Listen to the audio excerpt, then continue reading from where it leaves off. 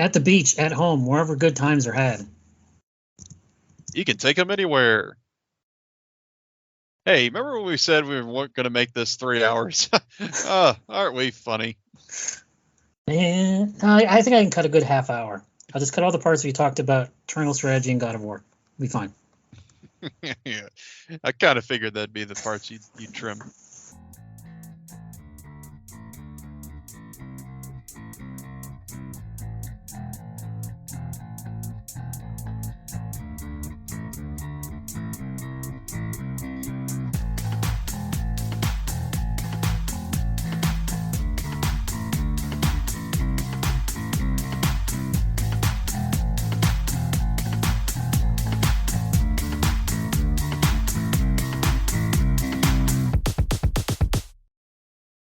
This is the Internet's Worst Gaming Podcast. I am your host, Loki Jarson. With me again today is my good friend, Joe Stizzy. How you doing, Stizzy? I'm doing well, my good friend Loki Jarson. This episode's a little later than we wanted to record it, but, you know, things happen in real life. Scheduling is a problem sometimes. So this is our official, quote-unquote, best and worst of 2022 games show. Yeah, I think you'd agree that all the best outlets come out with their best of previous year's list in the middle of February. It's just one of my biggest in all honesty, one of my biggest criticisms of Jeff Keighley's end of the year show is that it happens in December, and games that come out in November are not eligible, except for that past year when one game was, when it didn't happen the previous year. But I'm not going to accuse Jeff of any PS5 bias. But he is absolutely biased. Yeah, it does feel like that way sometimes. It also feels like they want to try to mirror the actual award seasons with movies and the Oscars and all that crap. Yeah, but that comes in the spring. So, like, the Grammys, I think, just happened, and the Oscars are about to happen, I think. I don't really pay attention to celebrity things. I don't either. I don't know exactly when they happen, but it seems like there's one in January, then that movies from December and November are not eligible, but... Anyway, yeah, some major quote-unquote games came out in December, so we wanted to make sure we both had enough time with them to pass judgment, shall we say. Yes, we cover the whole year on this show, so it takes a little longer. I had to go back and looks like, did anything come out in January of 2022?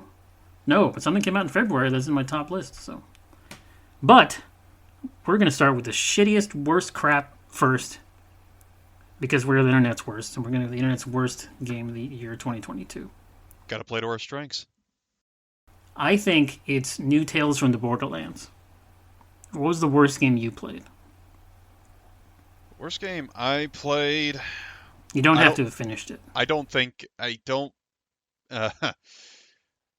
play anything as bad as New Tales from the Borderlands, but...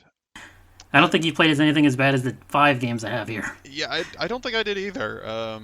You play quite a bit more games than I do, as we've established. But honestly, I'm looking on my list here. There's no games I didn't hate, but what I got here was, I would probably say the worst was probably Valkyrie Elysium, but it's a little my fanboy coming out. But we can talk about that in a little bit. Well, we're going to have to push that on a little bit. The reason I hated New Tales from the Borderlands the most of anything I played was because later on in this episode, we're going to talk about Tiny Tina's Wonderlands. And I think that encapsulates both the best and worst aspects of the Borderlands series. New Tales is only the worst. Just the bad humor. Incredibly shit references. Needless social commentary. New Tales, like from the intro screen, the warning, if you get seizures, you should probably stop playing. I sent you this image. I don't have the image anymore. But the warning was like, this deals with like self-harm and corporate greed and other horse shit. Like on the warning screen when you log into the game. And more games are doing that now, and I'd like them to stop immediately with this warning crap. It's one thing to have seizures. It's another thing to be, oh no, this M-rated game might have M-rated content in it. Yeah, it's not exactly anything new. The original Resident Evils had those warning screens, and it almost became like a signature of those games. It didn't really think anything too much of it, but They seem to be more commonplace these days. For content of like violence, okay, I understand a warning label. For content of theme, because the theme of New Tales is just, hey, corporations are evil. I don't know if you know this. We're going to charge you $60 for this game, which I guess you could argue is the overall theme of the Borderlands series. It's like, Atlas and Malawan, they're all evil corporations, and bandits are just fighting out for their daily lives or fucking whatever. But it's a shooter, and you earn money with everything you do, and you spend money to buy more and more guns. This really fucking irritates me whenever a product that charges you money criticizes capitalism. I despise that in its very nature. Yeah, it is. It is hypocrisy at its finest, or its worst. But Hmm. I'm the exact same way. And in the original Borderlands, it with all the how greedy the corporations were, and how they controlled every single aspect on the planet of Pandora. It was a parody back then. It Yeah, it was was tongue in cheek. Yeah, it was kind of like, oh yeah, corporations are bad. Yeah, thanks for your money, by the way. Here's your game. The most prominent character in Borderlands, the narrator Marcus, is like, it's a fantastic day for capitalism. Like that's his character. He's just a greedy guy. Yeah, I mean he's probably closest to a poster boy for that franchise. Hmm. But anyways, I don't want to spend too much more time on it, other than to say that it's years and years ago we talked about the original Tales from Borderlands from the people who made The Walking Dead. They're gone out of, what are they called? Telltale? Telltale Games, yeah. Yeah, this is not Telltale who made this. This is just Gearbox themselves. And you can tell because it's painfully unfunny. And I hated it. And I didn't bother finishing it. And I sent it back to Gamefly. It's the other reason I play so many of these things. I've rented a lot of games from Gamefly. And this was the one I was like, fuck this. Have it back immediately. I almost threw it in that mailbox. Yeah, I try not to judge anything too harshly just on a trailer, but my opinion of the new Tales just plummeted. First trailer I ever saw. It just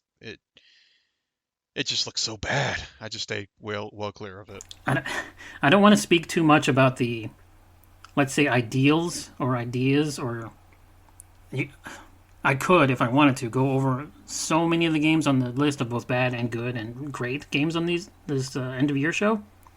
A lot of them share a similar message, shall we say, to be as broad as possible about it. Some are more subtle than others. Most of them I'm okay with. I don't really care. And some of them punch you in the face with it. New Tales from the Borderlands absolutely punch you in the face with its message. So that's why it's the worst for me. You got anything bad you want to rant on? No. No. I could talk about Valkyrie Elysium, Well, and then, it's not. then just I was just if gonna it's not say, as vitriolic. yeah, yeah, no, no, no. I don't hate Valkyrie Elysium. I just like I said, I didn't play a whole lot that I would consider just terrible games last year, Hmm. but it was definitely probably the most disappointing for me. But I will admit that it's the fanboy mostly disappointed in me, and that I'm a huge fan of the previous Valkyrie profile games, and that there were Japanese RPGs, and they were kind of unique because they were the combat was kind of a mixture of turn-based and actiony, if you want to say, like you would press the button corresponding with a different character and they would act, and it was a lot of fun. Dealt with Norse mythology, which I really enjoyed. In fact, those games probably got me into it for the most part, and had great soundtrack and really unique art style. So I was looking forward to this game, but it turned out it was just kind of a really generic hack and slash game that had pretty much no no relation to the previous games, even lore wise. The only thing similar was you played as a Valkyrie, but she doesn't even have a name. She's just called Valkyrie. Well, The ones in the in one of previous the games endings she at does, least but yes. had names, but no, she had a name when she was a human, but not as a Valkyrie, which in the Yeah, yeah. previous I see what games you're saying. they do. That it's Valkyrie Lilith, but she also had a name when she was a human. And I mean, the combat was okay. I mean, it was just like I said, it felt very Xbox 360 era action game to me. Just kind of like a mindless go around, just hacking and slashing and whacking, and that was about it. There really wasn't much creativity when it came to the enemy designs, and there was a lot of repeating enemies, Hmm. and it did what it set out to do with, guessing, the limited budget it had. This was definitely not a AAA project by any means. You can definitely tell the entire budget went into character models. Yeah, because in fact, there's only four Einherjar when there was dozens in the previous games, and those ones were more fleshed out than the ones in this game in Elysium. They had some, I mean, they kind of had some interesting, like, surface backstory, but it's never really explored whatsoever. And I mean, the story itself, I can't even really. It was so forgettable. I can't even sit here actually thinking about it. I can't tell you what it was. It was. Odin sends you on missions, and then you go back to Odin and says, "I completed the mission," and Odin says, "Go do another mission." Yeah, no wonder I couldn't remember. But that's it. I mean, basically what you just summed up there. That's about it. Yes, And yes. then later on, someone says, "Hey, Odin's bad," even though we've had absolutely no information or context that supports that claim. So it was kind of disappointing for me as a fan, but hey, I got caught up on some of my favorite podcasts and other YouTube shows, so It's I guess it was good for that. I'm definitely more positive on the game than you. I have it in my what I would call my middle category. So it's about the positives, I think, later in a little bit here. But yeah, as far as like story and combat and enemies, it's the most bland, generic thing. Absolutely, I have no defenses for that. 100%. Yeah, and that's what made the previous game so good. Mm-hmm. And for this game to fail so summarily, it was, yeah, I gotta put it in my most disappointing game category. Most disappointing game, if not necessarily the worst game. Yeah, yeah. Uh, I'm re-looking over my notes here. I've not actually finished any of the games I would put in the worst category, and I think that's better because I would used to just power through no matter how much I hated something. I'm a little less inclined to do that based on how much I play now. So I'm just real quick gonna burst through a bunch here.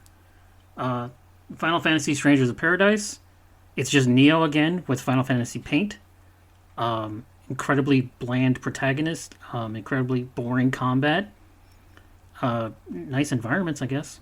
Otherwise, it was crap. Inscription, which is a card game that doesn't tell you there's rules. Vampire Survivors, which is a dodge 'em up. It's like a shoot 'em up, but instead of shooting, you just dodge.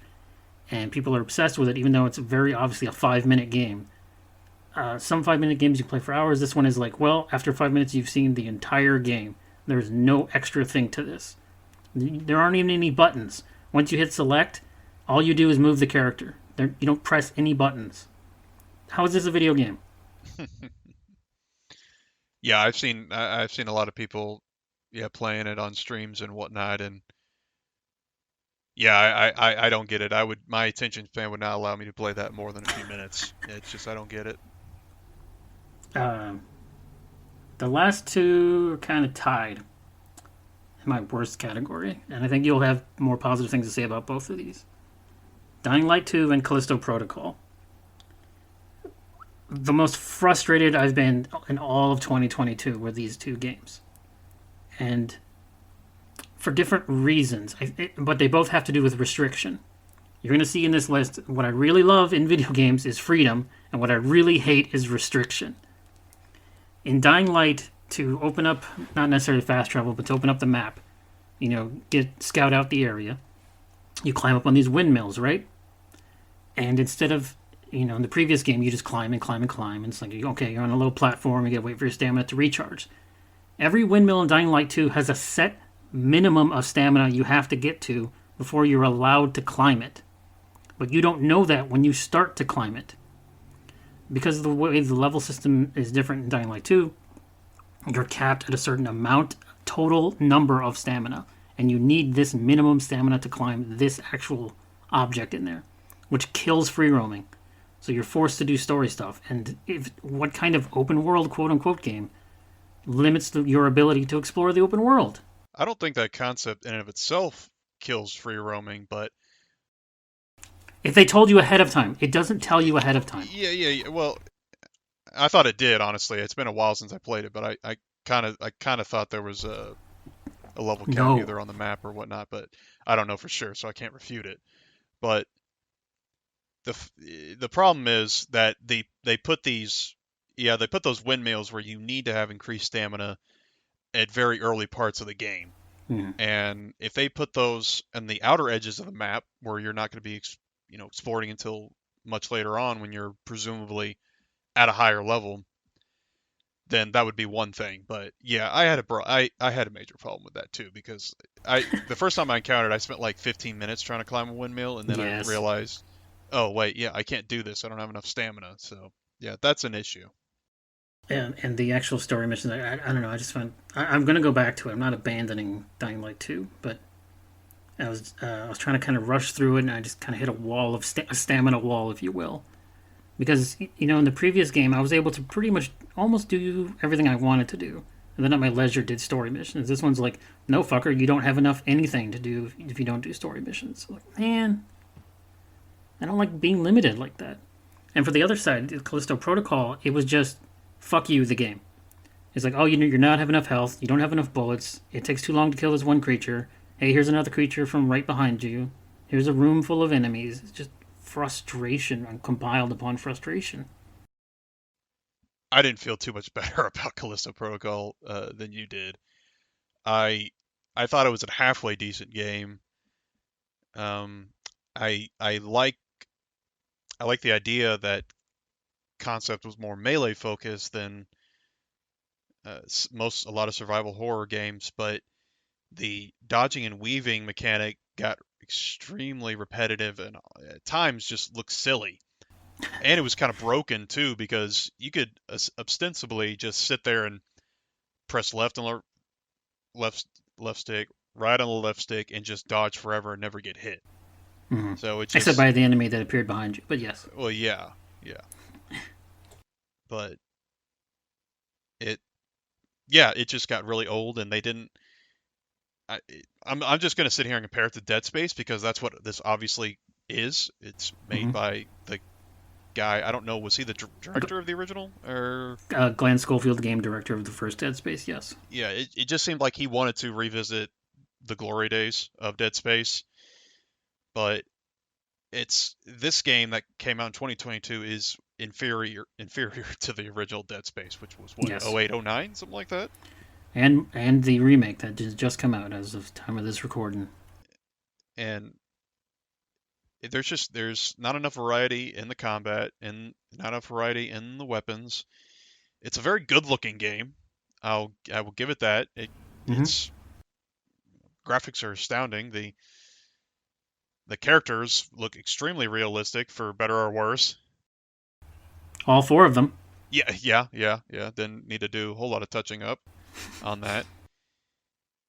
The overall environments, they look good, but I can't say they were all that memorable, to be honest. The only thing, it's a lot of very bland and dark corridors you're Dirty going around. corridors. Dirty hallways. The only places that really stuck out to me were when you go outside the base and then you're outside in the storm, and that's pretty cool. And then when you're down the sewers, but other than that, a lot of cookie cutter corridors that you go down. And the story was just guys gets thrown into a situation that he's not prepared for and has no idea, and he, all these I don't even remember what they called the monsters in the game. The They had a infected. name? I don't know. I was asking you. I don't think they had a name. Yeah, they might not have, but yeah, there's some virus that broke out on this prison. He gets thrown in, then he has to escape, and like you said, meets a handful of people, and that's about it. And Yeah, you were saying how the game was more melee focused until the final boss, who you can't melee because he has a one hit kill. So you have to use guns on him. well, if you're good enough, but yeah, It's much easier to use weapons on him. But for the most part, which is another bad game design uh, style, and not just unique to this game, is when you play a certain way for the majority of a game, and then the very end you have to change it up and do something Hmm. completely different is not good. But yeah, and then the very end, they tried to pull where he was a delivery guy and he unknowingly delivered this virus or whatever it was that infected the whole station, and they tried to guilt him into that, guilt the main character, and I guess he fell for it. He's just kind of like, no, no, this is my fault. I need to make up for it. And then he just hangs back and presumably dies. Um, but yeah, it just felt inferior to Dead Space in every aspect. Yeah, I hated it. Worst game of the year? No. Most disappointing? Absolutely. Because I was really looking forward to playing that for many months, and then when I played it, I was like, fuck, I wish you guys spent more time making a better game. There was a lot of build up to that game, which really surprised me, and I thought Sometimes you understand hype, like Hogwarts Legacy, and sometimes hype comes out of fucking nowhere. it just seemed like when everybody gets excited for the next Christopher Nolan movie, no matter what it is, it's almost as if some people saw Glenn Schofield's name and were really excited, and more so because it was a survival horror game, and I guess people were convinced that, oh well, he knocked it out of the park with Dead Space, so this is going to be another great game too. So, but yeah, yeah, I was I was milk toast about it for the most part. Any more bad things, or can we get to the middle tier of games? Uh, Not too bad, but I just wanted to make some of my own remarks about Dying Light 2. I won't. Oh, good, good. I was a little more positive on it than you were, but I will. Yeah, I will concede that there was some very bad game design and limiting of the free world exploration. Uh, I did think personally, I thought overall it was like the parkour was improved over the first game. I thought there was a lot more Hmm. options as far as abilities and gear you could use to get around, like the parachute, the zip lines, uh, wall running was another cool addition. The weapons I thought they handled a lot better. They felt a lot better. I thought it did the melee combat better than Callisto did, and I like how there was a distinction between types of weapons in this game, where the one-handed weapons were fast and quick, but didn't do a lot of damage, and they could break pretty quickly. And the two-handers were a lot sturdier, but slower and powerful, and they actually did very well at crowd controlling, which they absolutely did not in the previous game. It always annoyed me about that. And the guns felt better too. They put a little more thought into that. The aim button was not R3 or whatever it was in the first game. There's a lot more skyscrapers and there's a lot more verticality, and it can be very annoying trying to find the best way to get up to these Yes. places. In fact, I didn't. I mean, I played a lot of Dying Light 2, but I didn't explore every single itch because it's not always obvious of what you need to do to get to a certain place. And I think I don't know. I guess the story was better. Again, I don't remember too much I, about I it. haven't It was more I haven't personal finished than it, first. but I'm not willing to say that yet because I don't know if you remember the story of Dying Light 1, but I really like it a lot. I It's got great character arcs. It's got cool NPCs. You're like, oh no, that character I actually like died. it did have a pretty decent story. It was better than I expected in the first game, and I think two's pretty good. I it's up to personal preference if which one you like better, but it was a lot more personal than Kyle Crane's adventure, Hmm. since the protagonist for two, is looking for his missing sister, and there is a clear antagonist from beginning, middle, and the very end, and it's very satisfying when you finally able to kill him and succeed. Spoilers. But I thought they kind of did a lot of side characters dirty. They introduced some fairly interesting characters with pretty neat backstories and understandable motivations, but then a lot of the times they just kind of got sidelined and forgotten about, and I just I thought it was a very missed opportunity, and it's just then they oh, what's her name? Actress's name? I can never remember. The or something. Yeah, she appears about halfway through the game as another runner. I can't remember the name for him, but it seems like the game's focus just shifts onto her and helping you deal with all her problems, and I just kind of like trying to it's like, well, I was kind of more interested in these other people over here, but I guess the game doesn't care about them anymore, so We paid for the actress, so we're gonna use her. yeah, very much. Overall, I was positive about Dying Light 2. I thought it was a fine game.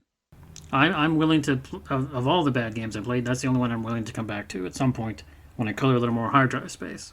Oh my God. Oh, okay. I'm sorry. I need to make an amendment. Uh, Valkyrie Elysium was not the worst game I played this year. You know what it was? Hmm. I can't believe I forgot. Overwatch 2 Oh, was the worst game I played this year. that came out in And 2022. it did. Now you're saying to yourself, well, wait a minute, Stizzy. Overwatch has been around for years. 2016 came out. Well, yes, It was your viewers, game of it the did. year that year. And I know I just called you viewers even though this is the podcast, but roll with me. This is Overwatch 2. How is it different? Well, it's worse than the original. So give us more money. It eliminates one team player.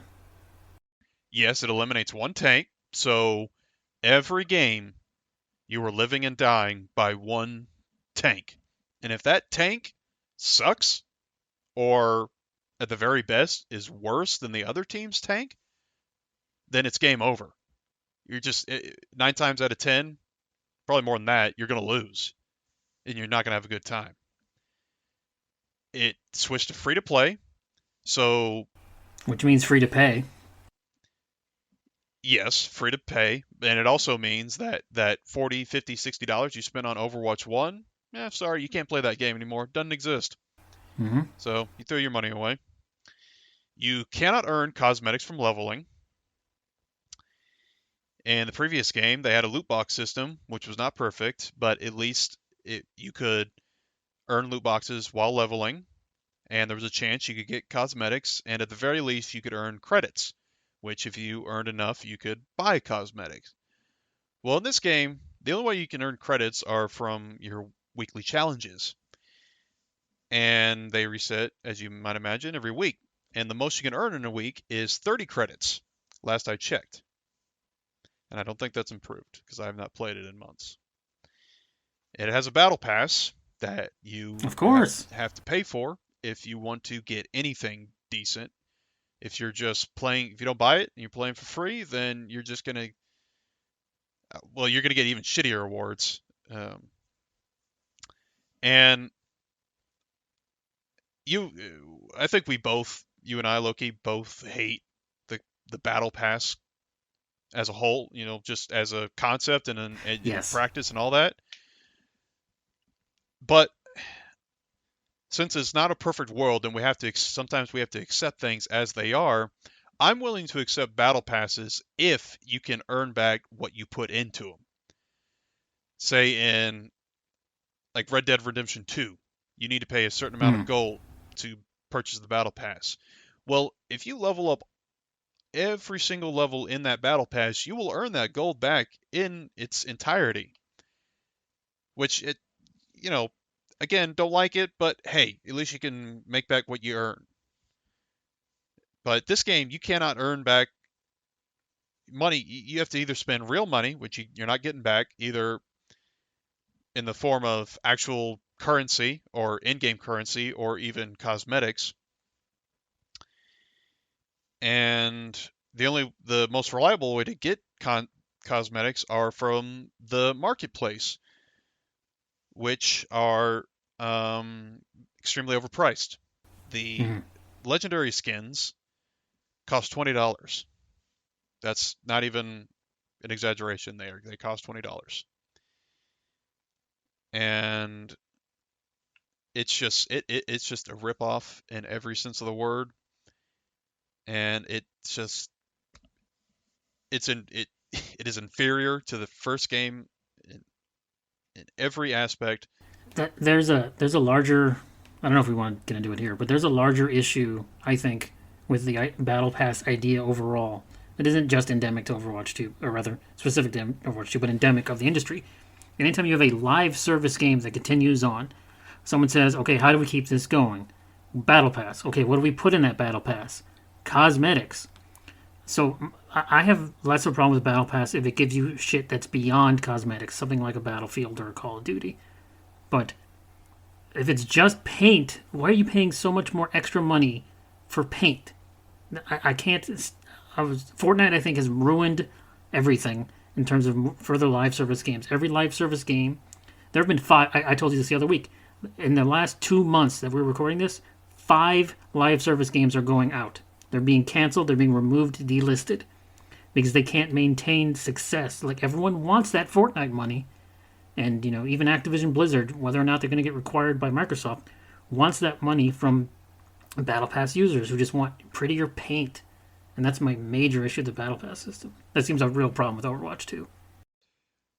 Yeah, I think for the most part, most people are getting burnt out on the battle passes and spending so much money. But the reason these battle passes are able to survive and sometimes thrive for as long as they have is because they don't need 99% of people to be on board with it to be successful. They just need like a little tiny, like 2 or 3% who spend hundreds and hundreds and hundreds of dollars on this shit. This, like you called it, paint. That's how the shark cards in GTA work. Yes. At least in GTA, you can actually buy weapons and vehicles and actual in-game stuff. It's not just cosmetic. It's actual tangible benefits. But yeah, I hope it's a encouraging trend.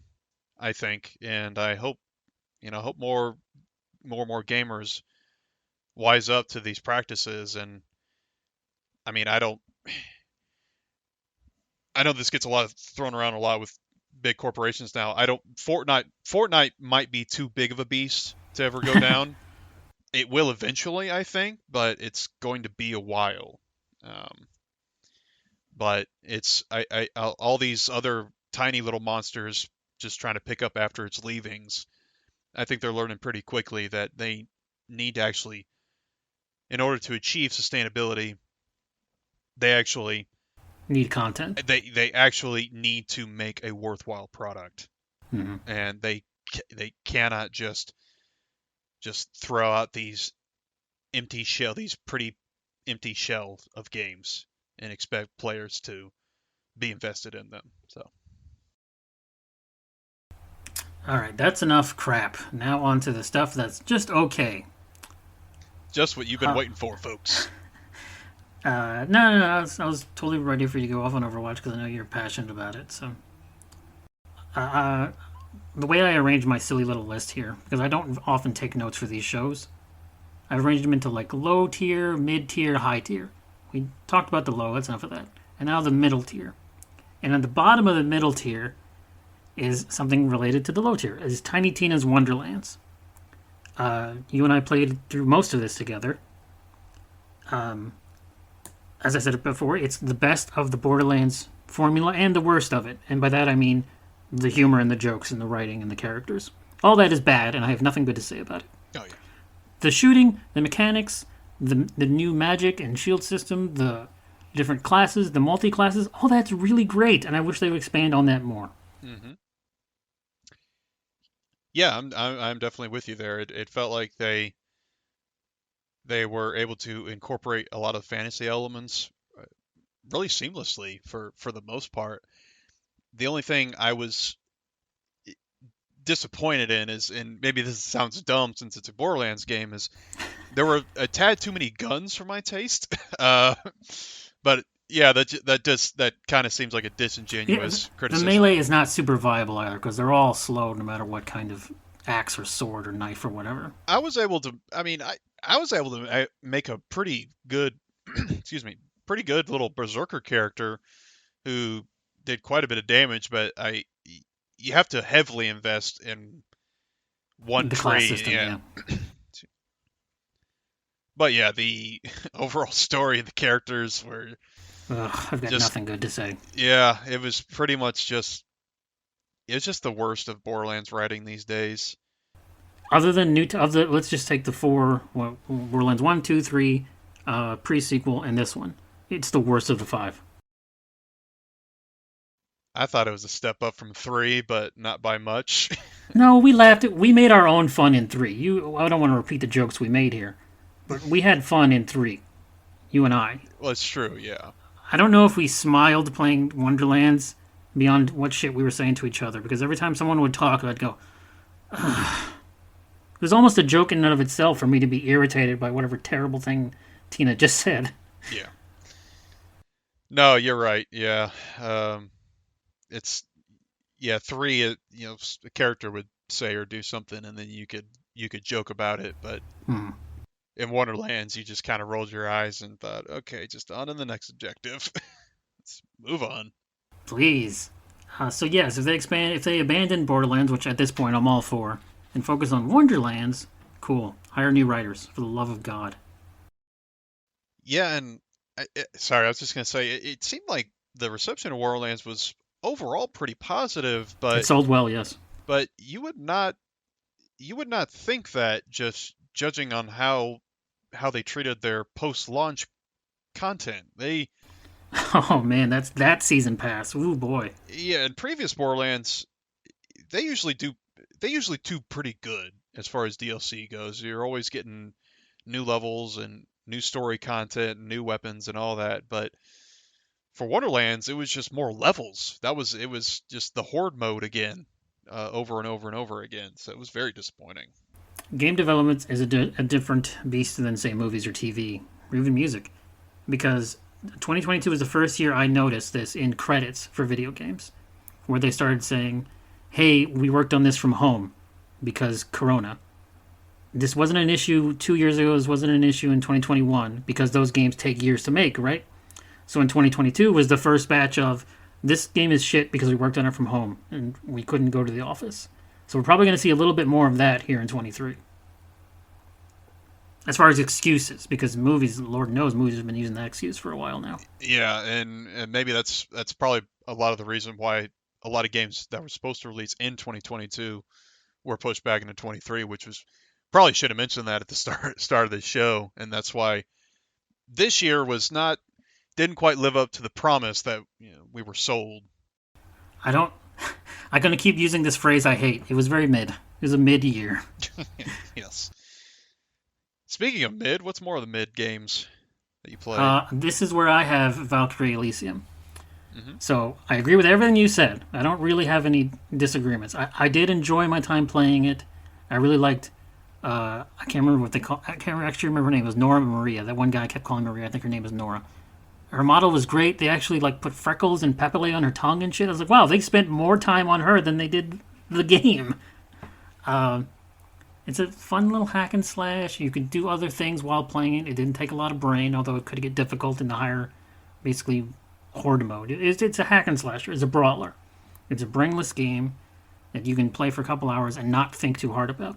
And I've said for years, like, we need mid-level games that you don't need to think too hard about. Because so many games that I own require full brain power, full concentration. Yeah, I guess since Elysium got dethroned mid-episode by Overwatch 2 as worst game, I guess I would put it recategorize it in the middle tier. And I will agree, she was the Valkyrie Nora, whatever her name was. She was actually pretty cute. I will give it that. I was saying this earlier. We do like. I really like the. I don't know if it's ink wash. I don't know what's called. Cell shaded. The painting. Everything kind of had that aspect. We saw this in the demo. Everything looks like a weird painting, like a painted world of Aramis or something from Dark Souls. It's like something about that art style. It's like, this is neat. I like looking at this. Yeah, everything also kind of had a dark outline to it as Mm-hmm, well. yes. and it was kind of it was kind of jarring when I first saw it because it was very different from what I'm used to in most games, but got used to it eventually. It wasn't a big deal, and like you said, kind of gave it almost sort of a semi comic book feel to it. But I will say this: I hope I haven't seen any sales numbers for this game. I don't expect it did very well. But if it has generated interest in this franchise again, then I'll take that as a positive. My only caveat is I hope so too, but it's a Square Enix game, and every non-JRPG Square Enix game that's come out in the last few years is it didn't meet our expectations. I think they're about to have another one that's going to do that again. Yeah, no, they do just throw darts at the board, and if it you know doesn't hit exactly the target they want, then they just abandon it. So Yeah, who knows for the future? I mean, this game was 16 years after it's since there's Predator the came out. PSP one. Yeah. Yeah, so they will sit on franchises, that's for sure. Well, we're in our middle tier look here, Loki, and I just got a few left in here. Mm-hmm. First one was a game I came out very early last year, Trek to Yomi, and it was an indie game. It was a fun kind of side-scrolling hack and slash.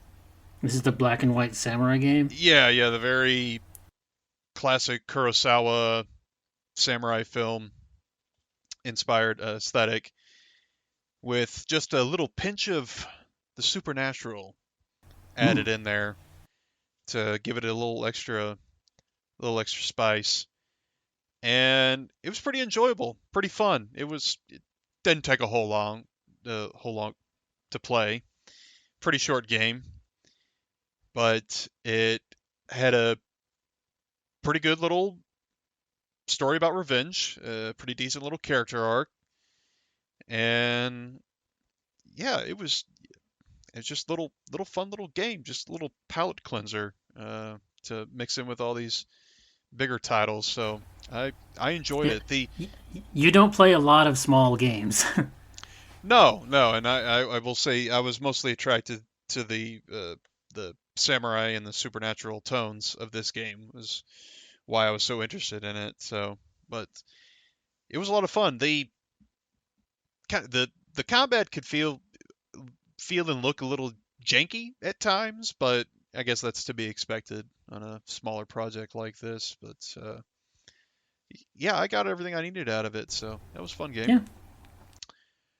Another mid-tier game I played, and I guess you'd categorize it as a semi, I guess it was an indie game, was a game called Stray, which excited a lot of people because in Stray you get to play as a cat in Yay. a post-apocalyptic world where there are no humans but there are robots running around because as we all know robots love cats.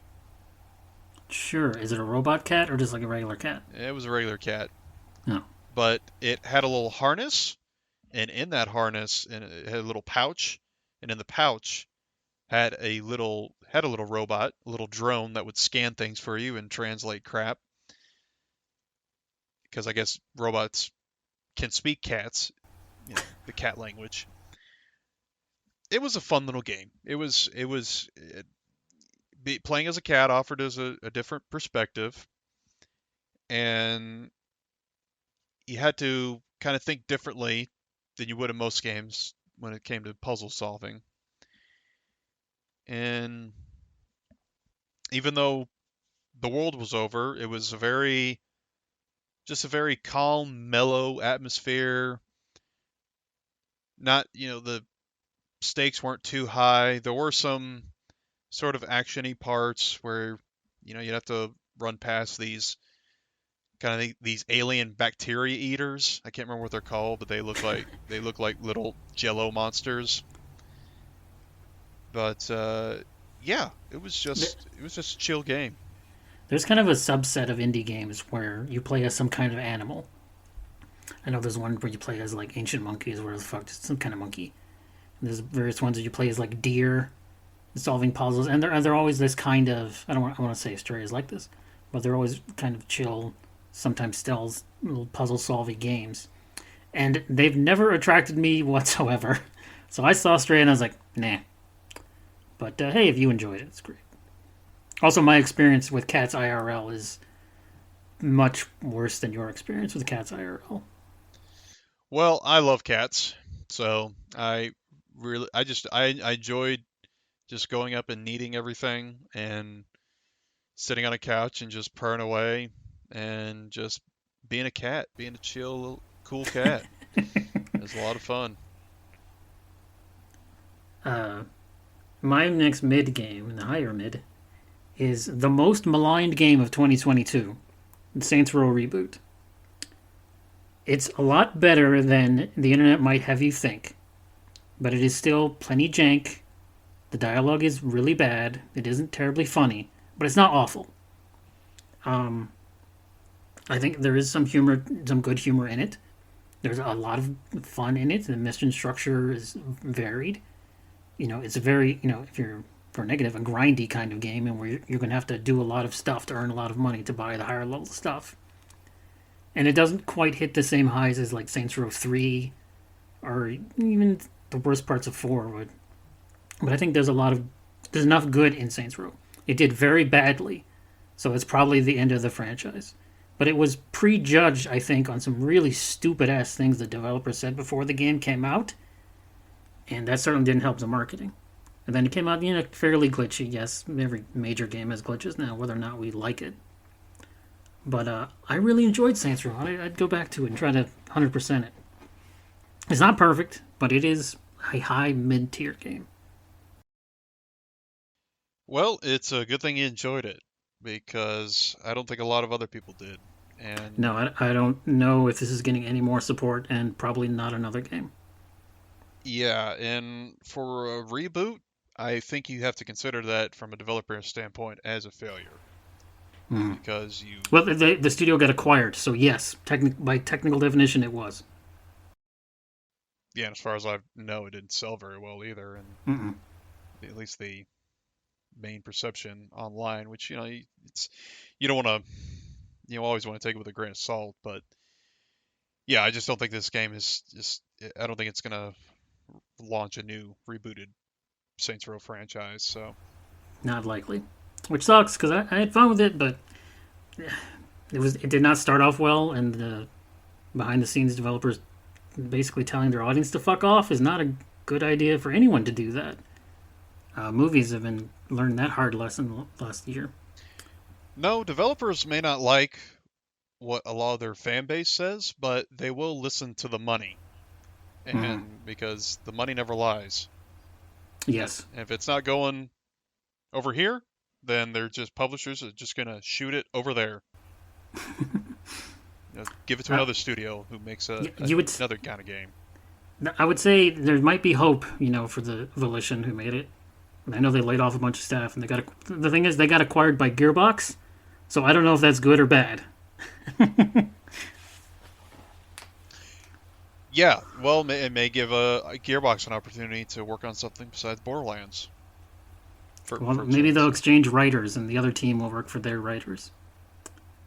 Or Uh, maybe a crossover that nobody ever knew they wanted. More guns in Saints Row is fine. There's plenty of silly guns. It is not quite as goofy as like 3 and especially 4 got to be, but it's plenty goofy. But it has very, uh, not to give the game away here, but it has a very certain kind of political leaning, shall we say. I won't say which direction, but it certainly No does. way. It certainly leans that way. Not heavy like New Tales or anything, but it's there. You said you have one more mid. Yes. Yeah, my last I put in the middle tier game, and I'd say this is probably high mid, would be The Quarry, which was another supermassive games developed game. Well, they were pumping them out in 2022. Yeah, yeah, they've been throwing out the anthology series, the Dark Pictures anthology, excuse me.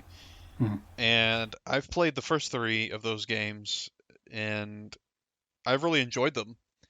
And because I'm kind of a sucker for the cheesy supernatural horror, cinematic kind of games. Well, I don't want to say derivative makes it sound like a bad thing, but I don't mean it in this way. But they're all kind of derivative of Until Dawn. Like they had a hit with Until Dawn, so they've been trying to kind of sort of recreate that formula. Yeah, and these games in the anthology, they're a lot shorter than Until Dawn and the Quarry game length wise, and excuse me, the motion capture and the facial motion capture is not quite as good, and the lip sync isn't as good as those other games. You can tell not as many resources were devoted to the anthology series, Mhm. but they were to the Quarry, which kind of it feels the Quarry feels like a true sequel to Until Dawn, even though characters and story have nothing to do with each other. Largely the same cast, from what I can tell. A lot of the same people, true. Yeah, that's kind of a staple of the supermassive games. I guess they like certain actors and they just keep throwing them out there. And if they even look remotely like they could pass for a teenager, then that qualifies them for the job. And the Quarry has plenty of cheesy teenage angst and drama, and even though I hated it in high school, I love it in video game format for whatever reason. It's a guilty well, pleasure of mine. in your high school, you didn't have like a serial killing ghost trying to kill all of you, so I Yeah, assume. yeah, it wasn't hunting me down at least. So, but yeah, I thought this was another really good addition, and it had probably my favorite cast of characters from any of these supermassive games, and they were they all had all typecasted. You got the jock and the cheerleader, the popular girl, and then you got the artsy girl, and then you got the sensitive funny guy, all that jazz. Nobody ever asked, why are we all friends? Yes, yeah. Although in this game they're all camp counselors and some of them know each other from school, but most of them are strangers that just kind of been around each other for a couple months. So Hmm.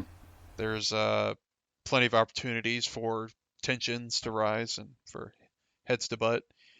But yeah, I thought it had pretty decent suspense, some good jump scares, some creepy environments, and it looked amazing. The graphics were outstanding in this game.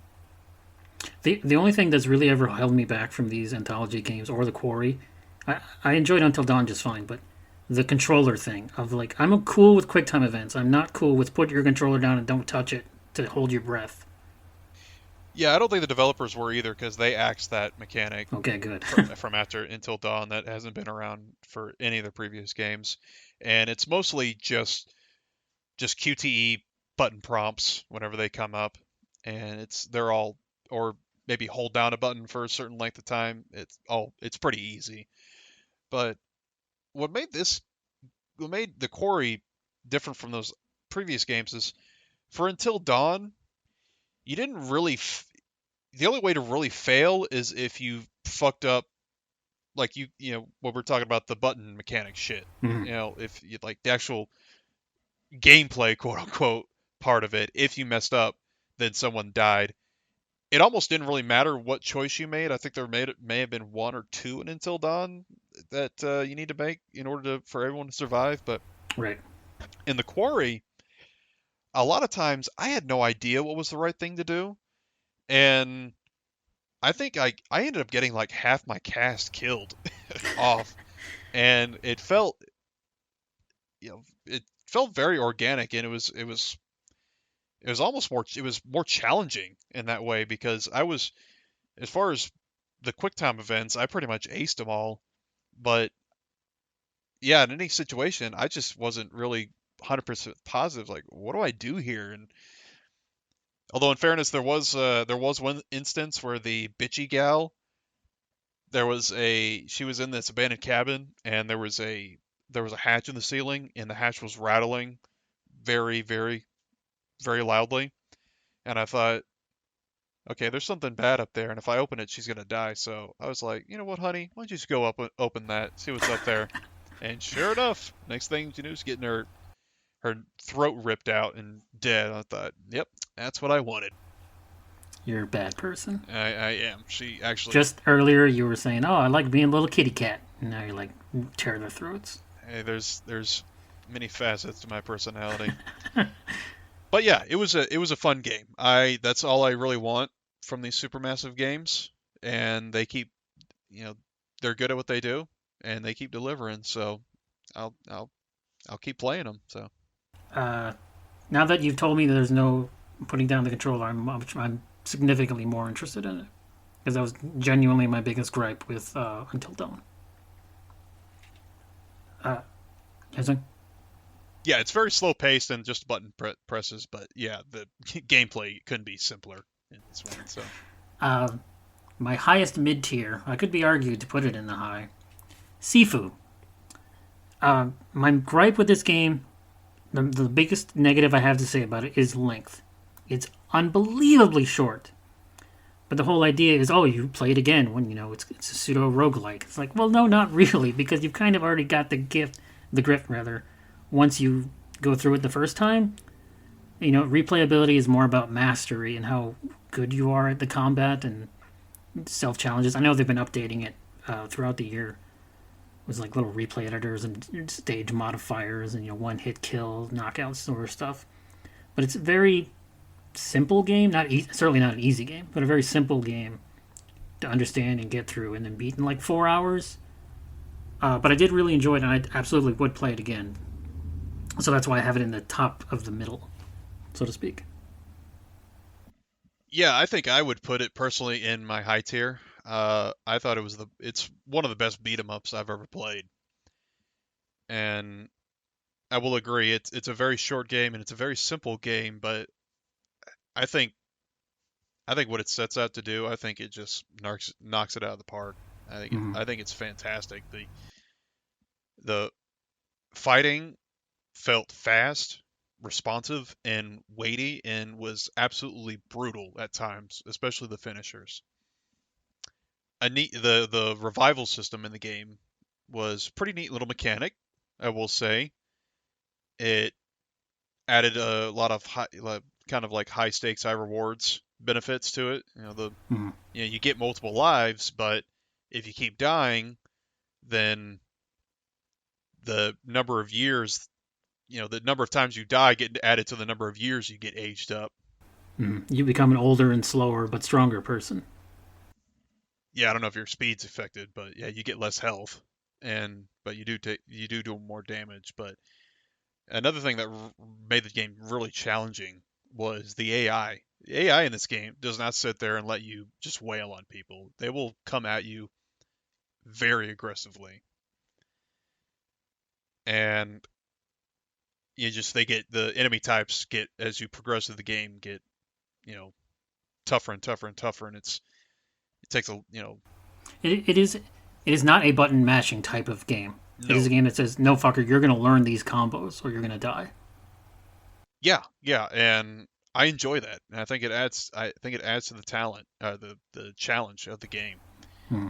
and it felt like, yeah, it felt like kind of a free roaming fighting game in that regard. It's just you had to learn about timing and spacing, and what combination moves would be best for what situation, using the environment, just all that comes into play, and learning, playing the game over and over again. Just it never felt repetitive to me, at least. Even though it's such a short game and the levels aren't very big by any means.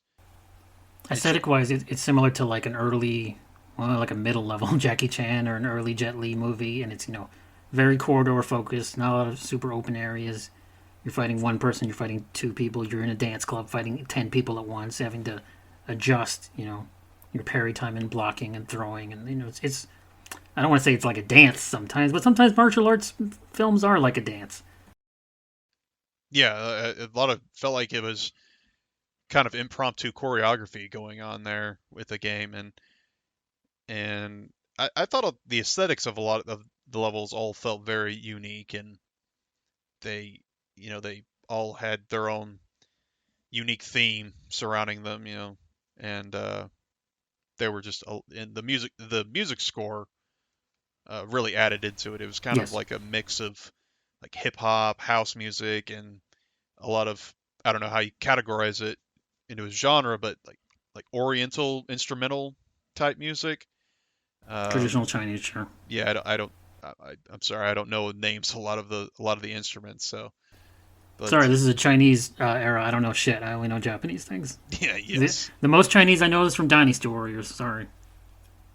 yeah, we're Japanese weebs on this show, not Chinese weebs, but and the bosses were extremely tough, and they got Yes. progressively tougher as the game went on, and it felt extremely satisfying when you finally were able to learn the mechanics and able to take them down reliably. And it was, yeah, it was just a very extremely satisfying game to play and get better. You get Yeah, I better would. more and more you I would play. absolutely play a game and play it again and try maybe 100% it. Did you played it? I did, yeah, Yeah. yeah. It just takes practice. I think the hardest one I'd say probably is getting through the whole game uh, under the age of 25. That means, not dying very. You can't. I think you can only die maybe 3 times. That's about it. Hmm. Yeah, that's the max. So, but yeah, super super fun game. I want to give some special shout outs now to games I did not complete, but I think have potential to be good. Uh, Call of Duty Modern Warfare 2. I stopped 2 levels from the finish, and I said, yeah, I'm done. Maybe that one doesn't have potential to be good. Stars and the Divine Force is a very long JRPG. It's going to take me 100 fucking hours to get it, so I didn't have time. Sonic Frontiers, I barely scratched the surface of. I played it too late in the year. Same for Soul Hackers 2, another JRPG. I played too late in the year. I didn't have time to finish it. Sorry. By the time the show is being recorded, so sorry. Uh, Controversial pick maybe Vampires: The Masquerade Swan Song. I think there's a lot of narrative potential in this game that's hampered by not great gameplay. Absolutely. Yeah, I couldn't finish that either. And I would like to. I would like to, but yeah, Yeah. I think you put it best. There's a lot of jank. Yes, it's a very janky game. That's probably the jankiest game I've enjoyed what I did play. Um, but it's a smaller studio, lower budget, just a cool world and interesting scenarios. No, definitely. It's I don't know. I think if I given the opportunity, I would take the other side. Right? I'd like a great game with a shit story rather than a great story with a shit game. I think you would agree to that too. Yeah, yeah. I love it when it's both, but yeah, I if don't it's expect both ever. yeah. See, it's one of those things like you wouldn't. It's like at this stage in video game development history, it seems like it'd be easier to make a better game than to write a good story and characters. Maybe that's extremely ignorant of me because neither are quote unquote easy or anything. But when it's a video game and the primary draw is playing the game itself, you want that to be fun and enjoyable. And if you can get good writers and stories, then yeah, that's makes it even better. Mm-hmm. My We're not going to bring too much of this in here, but one of the things I like to fight about with people on the internet is gameplay versus narrative. People will say, "Oh, the story of this game is like, yeah, but it was boring as fuck. It's like it wasn't fun to play." It's like, "Oh, but it made me feel emotions." It's like, "Cool, good for you." Lots of things can make you feel emotions. Meh. Uh, See, I do. are we? You say I do believe you, but you do also like visual novels. Yes, but I know what I'm getting into there. I know exactly what the gameplay is going to be. I don't have any pretensions. I've never put a visual novel in the top tiers of games ever. Anytime we've done this. That's true. That's fair enough. I'm consistent in that fact. I like fun above all. These next few games we're going to talk about are the fun above all category.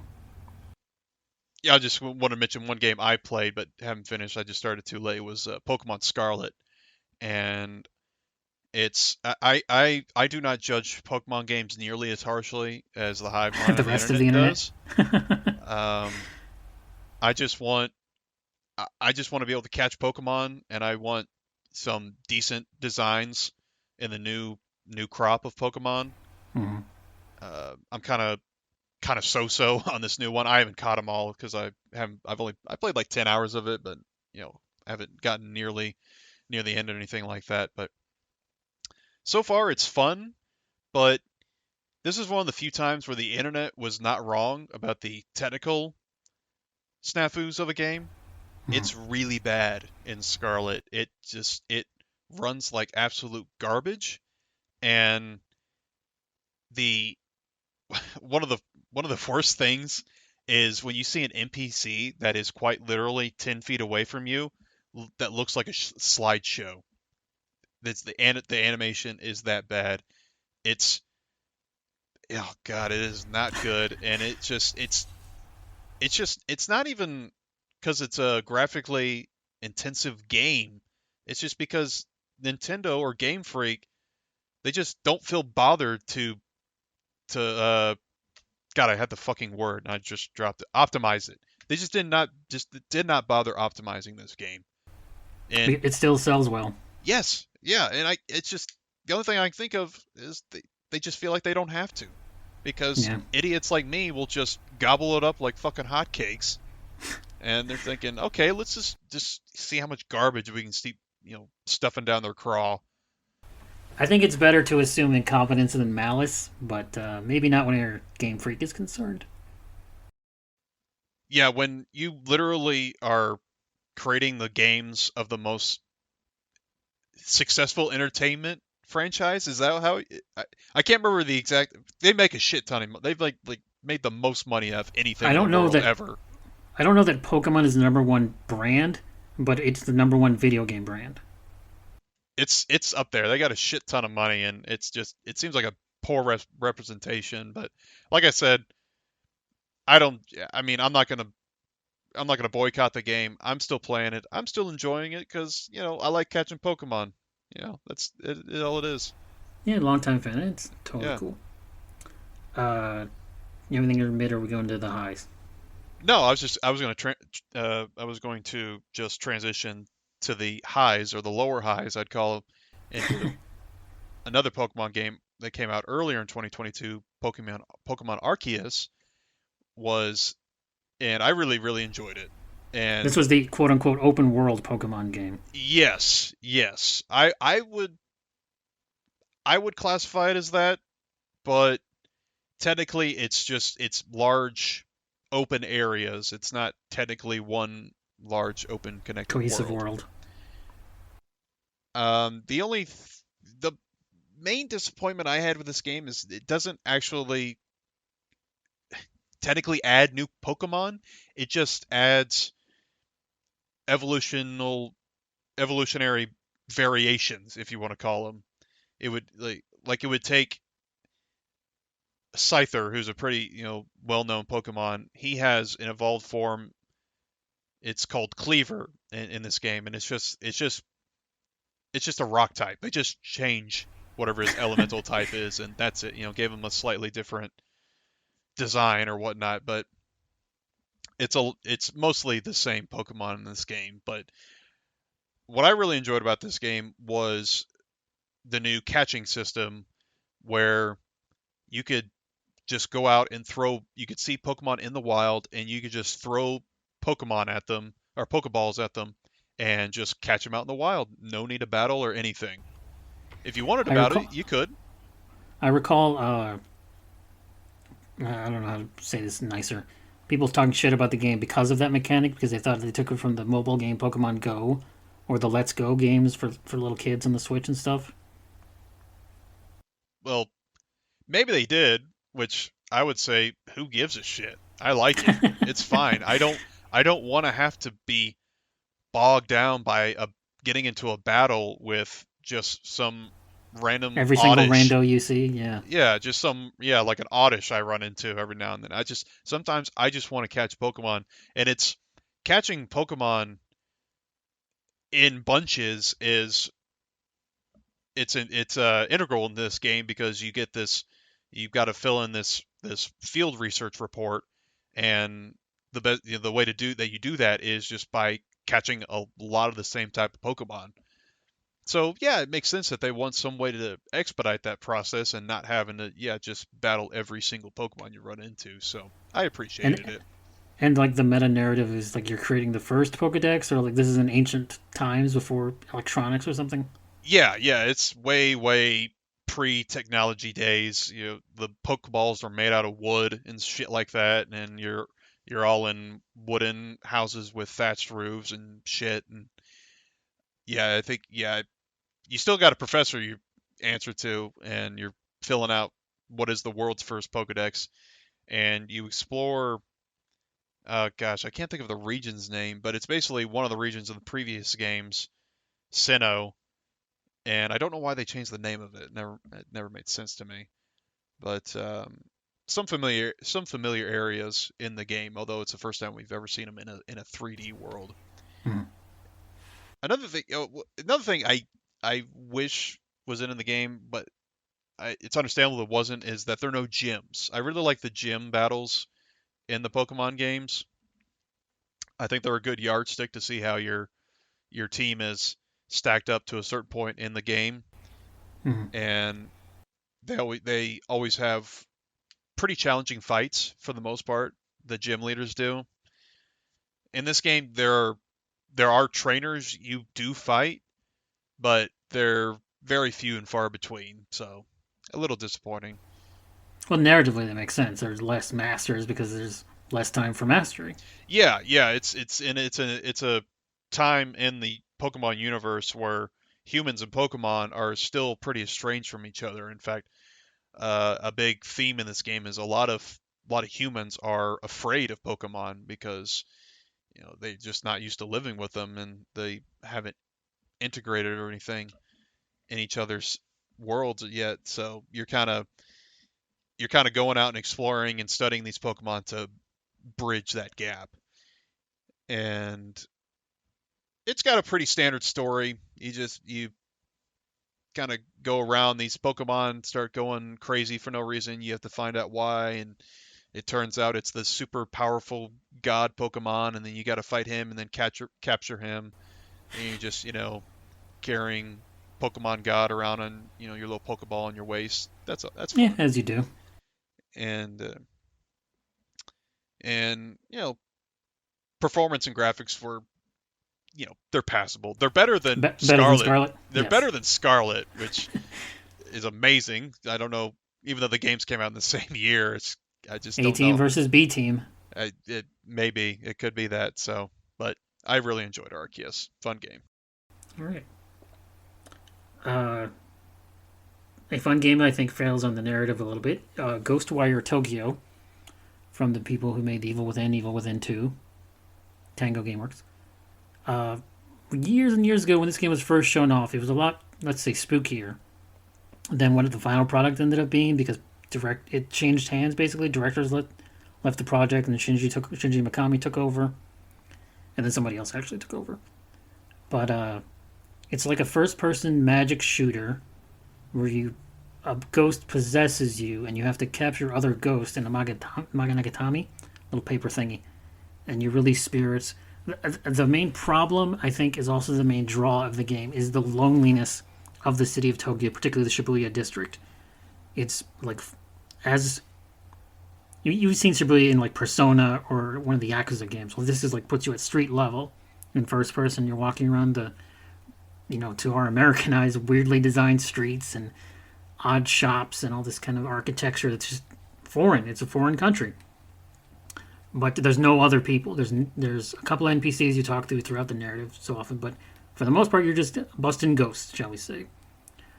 Different kinds, you use different spells, different ways to capture them, upgrades, and all that sort of shit. So it's more of a standard kind of shooter than anything else that they've made before. It's good. I'd probably play again, maybe 100% try it. I don't know how well it did. Since then, Tango Gameworks under Bethesda had been acquired by Microsoft, so they're not making any more PlayStation games. So enjoy this one because it's the last.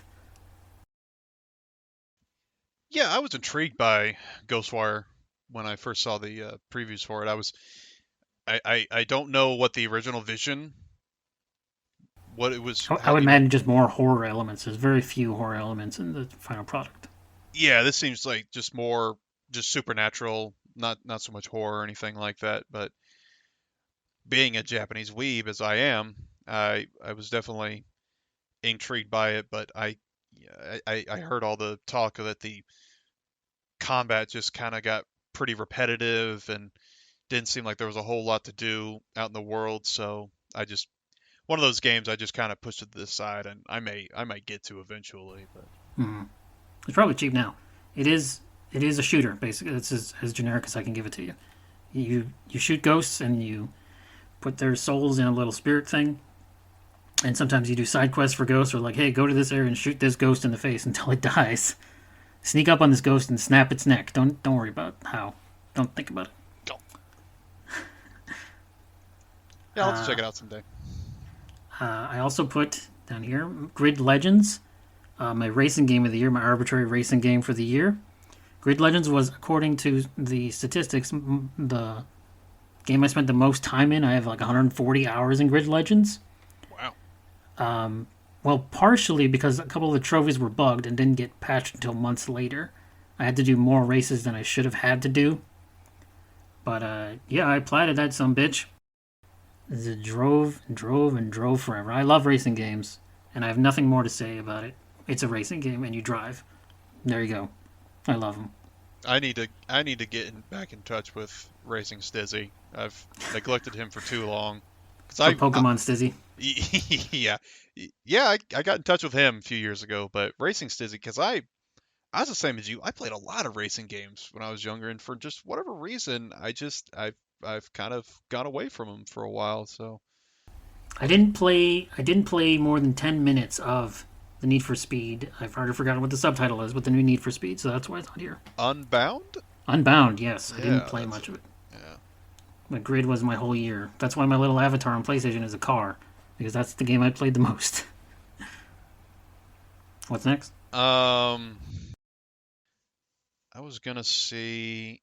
I know there's I think a couple other mutual games I believe for us Three. here, but I will go into one of my games that I just played, game on the Switch called Triangle Strategy, and it's a top-down strategy game, turn-based, and it's very heavily inspired by Final Fantasy Tactics, which I It, loved. it's is this the one made from the same people who made Octopath Traveler?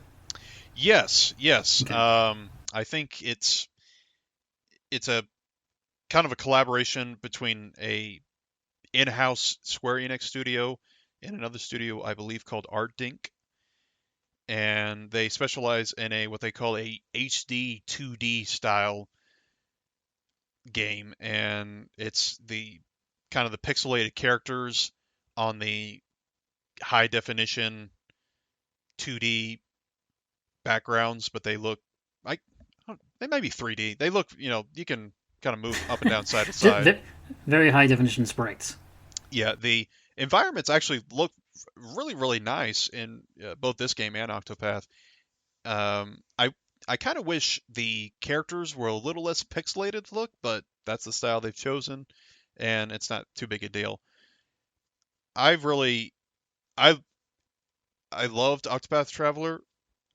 I liked Triangle Strategy even more because I think it, I think it was absolutely fantastic. I think the story was fantastic, gameplay, characters were all great. I loved every single one of them. I loved learning about them. I loved, you know, learning their motivations and seeing their characters grow and just how it fit into the story and the overall themes. I thought all the stages were very unique and came with their own different set of challenges with each one. The antagonists were also very well written and you just hated their guts. It's just they were characters you love to hate, and it had a pretty sizable cast of characters too. And what made this game unique or different from Final Fantasy Tactics is Tactics. Any character could be any class. Where in Triangle Strategy, every character has their own unique class to them. Now they all they're all categorized in kind of the pretty standard categories of damage dealing or defensive types or healers or Archetypes, yeah. whatnot, but they all had their own set of skills that fit into their characters and their play styles. And so it was really fun kind of learning which characters played well with other characters and what type of stages and whatnot. And it was just made every battle feel very unique. And I don't have a whole lot of negative to say about the only thing So why isn't it your game of the year? um, I would say it's not the game of the year because one of the um, one of the big mechanics in this game are these things called the scales of conviction. And basically, whenever there's a major decision that needs to be made in this game, everybody, the main cast of it's like 7 or 8 characters cast their votes on the scales, and whatever decision gets the most votes, that's what you go with. And when I first heard about it, I thought it was interesting because it felt like there'd be a chance where you may want to do something as a player, but maybe the rest of the characters may not want to, so they may vote against it, and you'd have to be forced to go down that path, which Hmm. simultaneously sounds intriguing and annoying, but it honestly became moot because it takes absolutely no effort to persuade your party members into going along with what you want. So it just it almost felt like it felt like a pointless mechanic for the most part. Um, it kind of plays into the quote unquote golden ending where you don't know what's the right path, so because it's the path set by the scale in front of you, they don't not everybody it's going to inevitably split your party. And so Hmm. you as the main character say, "You know what? Fuck it. We'll just do our own thing." And I'm thinking, "Oh, wow, that sounds like a great idea. Why don't we do that this whole time?" Um, but I did enjoy the golden ending because it actually felt earned. You had to make certain decisions in the game, and not all of them were the obvious quote unquote right path or the honorable Hmm. thing to do. Paragon v Renegade. Yeah, yeah, and but that set the stage for a ending where pretty much everybody's happy. Not everybody. It's not totally flying off in the sunset or anything like that. But and the game has 4 endings, and 3 of them, the other 3 are all very good as well, and they deal with a lot of your own decision moral questions that you made throughout the game, and they fit the character that drives that ending as well too. So overall, yeah, I absolutely love the game. Wasn't quite my game of the year, but I think it's top 3 or top All 5 at right. least. So. Alrighty. I don't know that I would ever play it because I couldn't get into Octopath Traveler. I tried. It was on Game Pass, and I was like, man, I don't. It's so hypocritical of me, but I think it's genuine. It's genuinely because it's flat. It's 2D. Like if this were like Paper Mario or something, I'd have less issue. I don't know what it is. I just have this innate. See, I and I played hated 2D. I played so I many hated the look 2D of Paper games when I was Mario. young. I played so many 2D games when I was young, and then when we like PlayStation 1 and 64 invented 3D models, it was like, cool, we never need 2D again. Oh, here it still is. Hey, I enjoy it because, like I said, I think they actually do put a lot of work into the Certainly, environments and yes. whatnot, and they're just fun games to play, and they're homages to games I loved, Japanese RPGs I loved in the past, and but they have their own unique styles and uh, improvements on them on the genres. So I enjoy them a lot. Now we come to the cream of the cream. That sounds disgusting, but it's the high tier games. I mean, like higher than high tier, like games we enjoyed the most out of the year. I've only got three left. Excuse me. Susie, I believe, had four left. So rather than stagger, I think we're just going to obviously pick two. Two are definitely the same. Gotham Knights. This game was long delayed. It changed from being a live service to a single player only game. There news came out that instead of 60 FPS, it was only going to be 30, even though it was only coming out for current gen, not last gen. Again, very maligned on the internet because of this 30 FPS thing. Every time I saw a complaint about Gotham Knights, it was because of the 30 FPS. Now, I'm not someone who really gives a shit about that kind of thing, so it never really bothered me. I know you're the kind of guy who can tell the difference. But as far as the actual gameplay goes, I think we both ended up coming to the conclusion that it's probably better than the Arkham Knight, the final Batman game in the Arkham trilogy. Even though this game is like 99% sans Batman. You play as various Robinses and Batgirl. Yeah, I think I made that bold proclamation when I finished it, and I stand by it. I enjoyed Gotham Knights more than I enjoyed Arkham Knight, and I liked Arkham Knight. Don't get me wrong. Mm-hmm. I think It, it, I just think Knight just I think they it was the whole Rocksteady misleading everybody about the identity of the titular character in there, Red and Hood being Jason Todd, yes. just a little too much Joker in it for me. And Too even much though driving.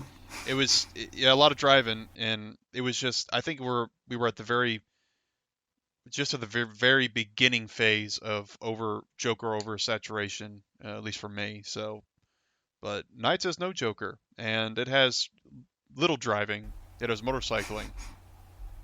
You know what it does have is character variety. One thing about Batman is he plays the same every game, basically. Yeah, he's a heavy brawler. The Gotham Knights does not use the same engine, does not use the same mechanics as the previous Arkham games, and for some people that's a turn off. I was glad for it because I love variety. I do enjoy that. Just to name them, we have Robin, Batgirl, Nightwing, and Red Hood. They all actually do play differently enough. They're different combat mechanics, different traversal mechanics, slightly different stealth mechanics. The upgrades you get in terms of like their quote unquote super moves are different. It's fun to switch between them and see how you can tackle the same mission, in a slightly different way, even if the outcome is end up being the same. Even the dialogue is different enough that you want to see. Okay, I know what Nightwing says to the Penguin. What is Red Hood going to say to the Penguin? I'm just interested in that kind of thing. So the variety was a big fucking truck. So the variety was a big reason I enjoyed the game, and I want to play it again. Switch around because I played like 85% Robin, and the rest was Red Hood. I didn't touch Batgirl at all. So I want to play through again and go mostly through the whole game as her. But if I had any big negative, it's two missions in particular where you have to basically go through death traps that the Court of Owls have set up, and they're really stupid and annoying until you figure out the trick. I had to YouTube the second trick for the trick room with the spinning spikes of death. It took me way too long to get out of that damn room. Yeah, those sections definitely felt like a different game I was playing all of a sudden, and yeah, it was very annoying. And if it wasn't for the extremely generous and forgiving checkpoint system, it would have been a much bigger headache. But yeah, I enjoyed the game for the same reasons. I really liked how different all the characters felt. I was a little more. I played all of them. I didn't play them all equally. I think I played probably 60% of the game as Nightwing, and then just the other 40% kind of split. Probably like 20% Batgirl, and then 10-10 Red Hood and Robin. Hmm. And I enjoyed playing as all of them. And to compare them to other, like Batgirl feels what Arkham Batman felt like. She's the brawler type and got a few gadgets that she can employ. Nightwing felt like I was playing Spider-Man in the Marvel Spider-Man games. He's just flipping all over the place and grappling hooking enemies and all Well, that jazz. he's an acrobat, so hmm And Red Hood's got the guns and the bombs, and I didn't think I thought he'd be the worst character, or at least the least fun to play as, just because with the guns. But the guns are powerful as shit, and they're actually really really cool. And call me simple, but in an action game like this and like Sifu, if the finishers are entertaining and extravagant and out there, I love that, and they are fantastic in Gotham Knights. I love all the finishers. I think I only saw the same finishers maybe a handful of times because there's a lot of them. hmm. The moveset. I don't know that there is necessarily a repeated move among the four. I think they all have totally individual movesets throughout. hmm Yeah, and different gadgets and all that Hmm. jazz. I also enjoyed the more narrow focused story. You know, it's a more vibrant Gotham. There, you know, it feels like a living city, but the actual story you're following is a much smaller focus than any of the Arkham games.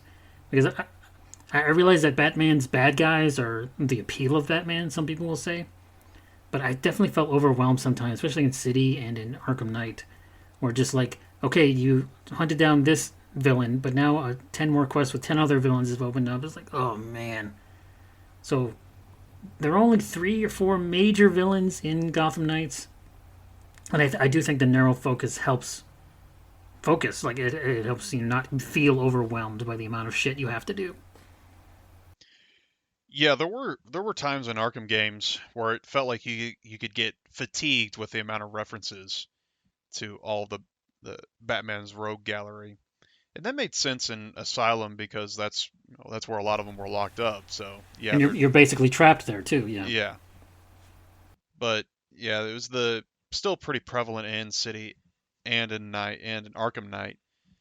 But yeah, Gotham Knights, I will say I wish there were maybe a couple more of the well-known villains. Like early on, you're sent to investigate or talk to Kurt Langstrom, who is the Man Bat, but he, spoiler, dies extremely early in the game, and that's it. He's there's I kept expecting him to show up as Man Bat throughout the Yeah, me game, too. but nope, he's just dead. And Penguin's more of an informant. He's not really a bad guy or a threat, although he does sell you out to the court.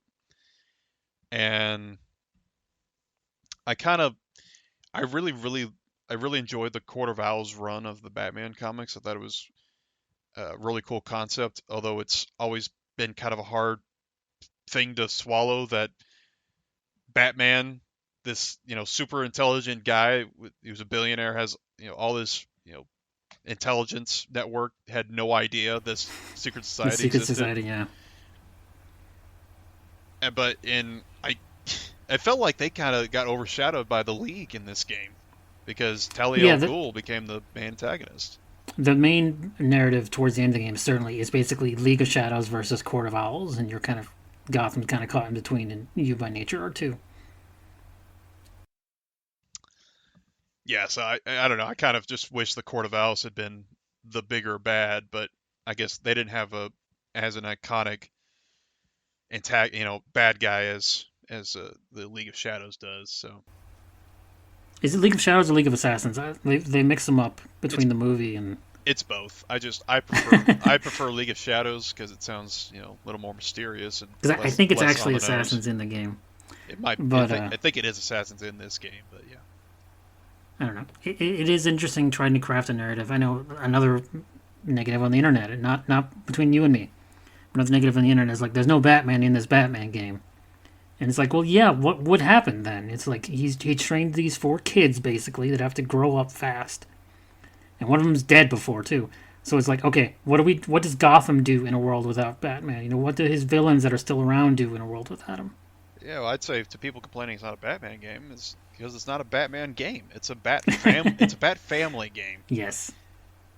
And yeah, I've I love Batman. He's my favorite comic book character, but I love his sidekicks too, and I really enjoyed focusing on them for a game. And I think it did every single one of them justice. Hmm. I think it took a lot of most their most well-known backgrounds and just kind of rolled with those.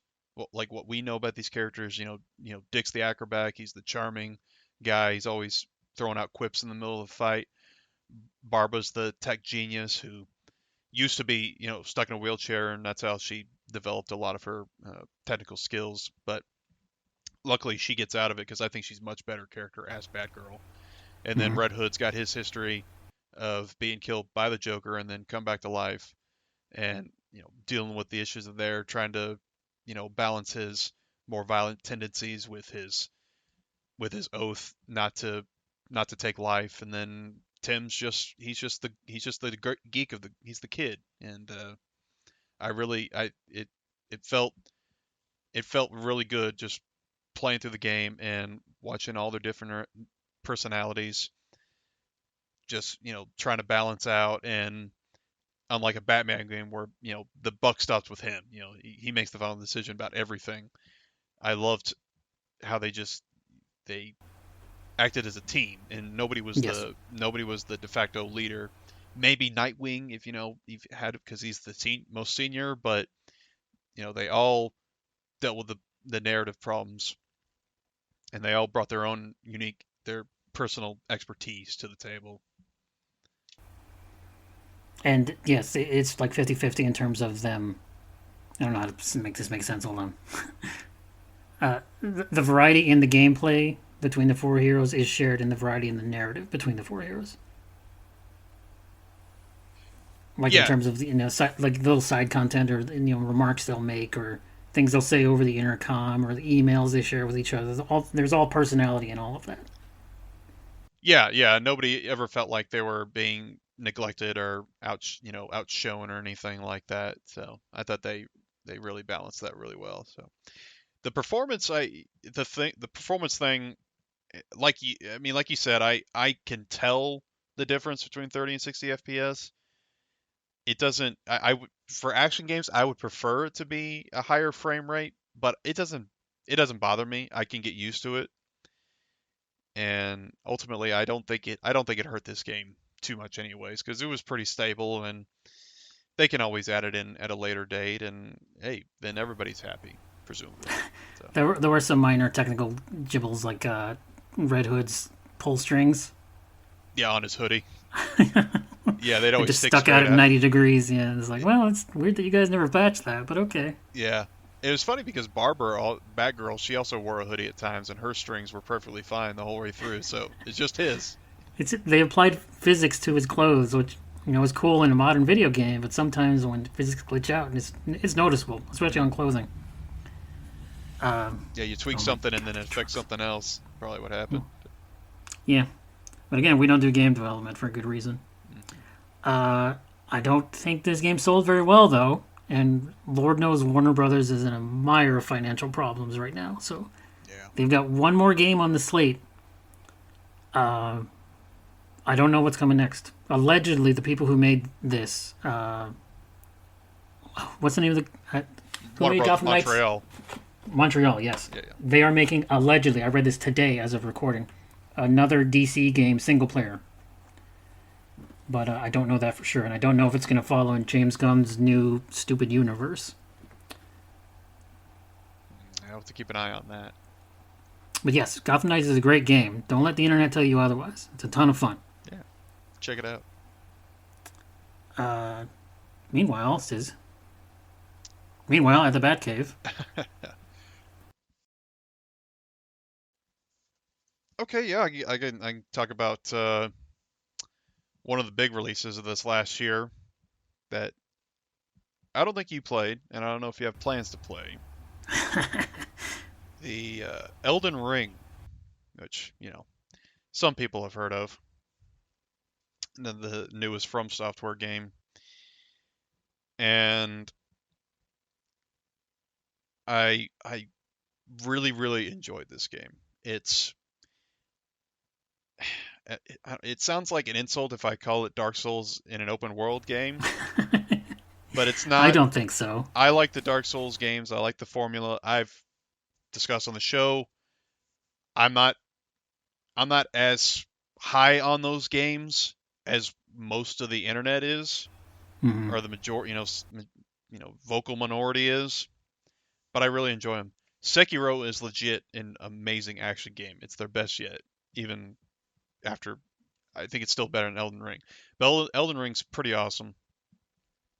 Um, the you know, graphically, it's good. It's nothing groundbreaking. It's mostly the art style and art direction, I think, is what really separates Souls, and I think that's what one of their biggest strengths is.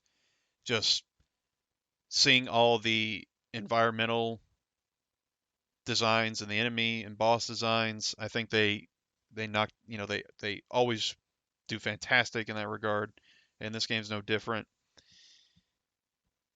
Performance wise, I played it on PS5, which had some issues with stability. It I didn't have too many issues. I thought kind of it ran at a pretty steady 40 to 50 FPS. It would have been nice if it was a locked in 60, but it didn't hamper me too much. And you can understand why in that case for sure, because of the many disparate movement things that happen in the world. Yeah, I'm willing to give them a mulligan on this one because it is the biggest, size-wise game they've ever made, excuse me. And so, yeah, there's just going to be there's a lot more assets than what they're used to, and a lot of variables that can sometimes contradict others. But the combat it is satisfying. It's what you expect from a Souls game. It's heavy and it's slow. It's a little faster in this game, what with the addition of horse combat, and also there's just a ton of we, weapon varieties in this game. Probably more so than any other Souls game. I'm safe in saying.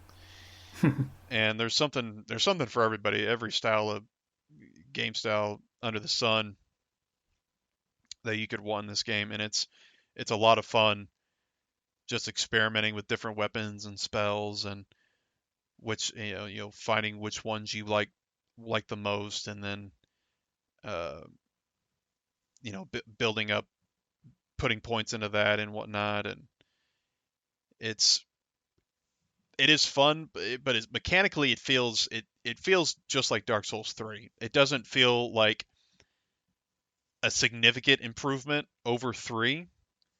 And three's good. Three's fine. I've played 3 last year before, whatever, and it feels the best out of the Souls game. But I don't know. I kind of thought there'd be a bigger difference.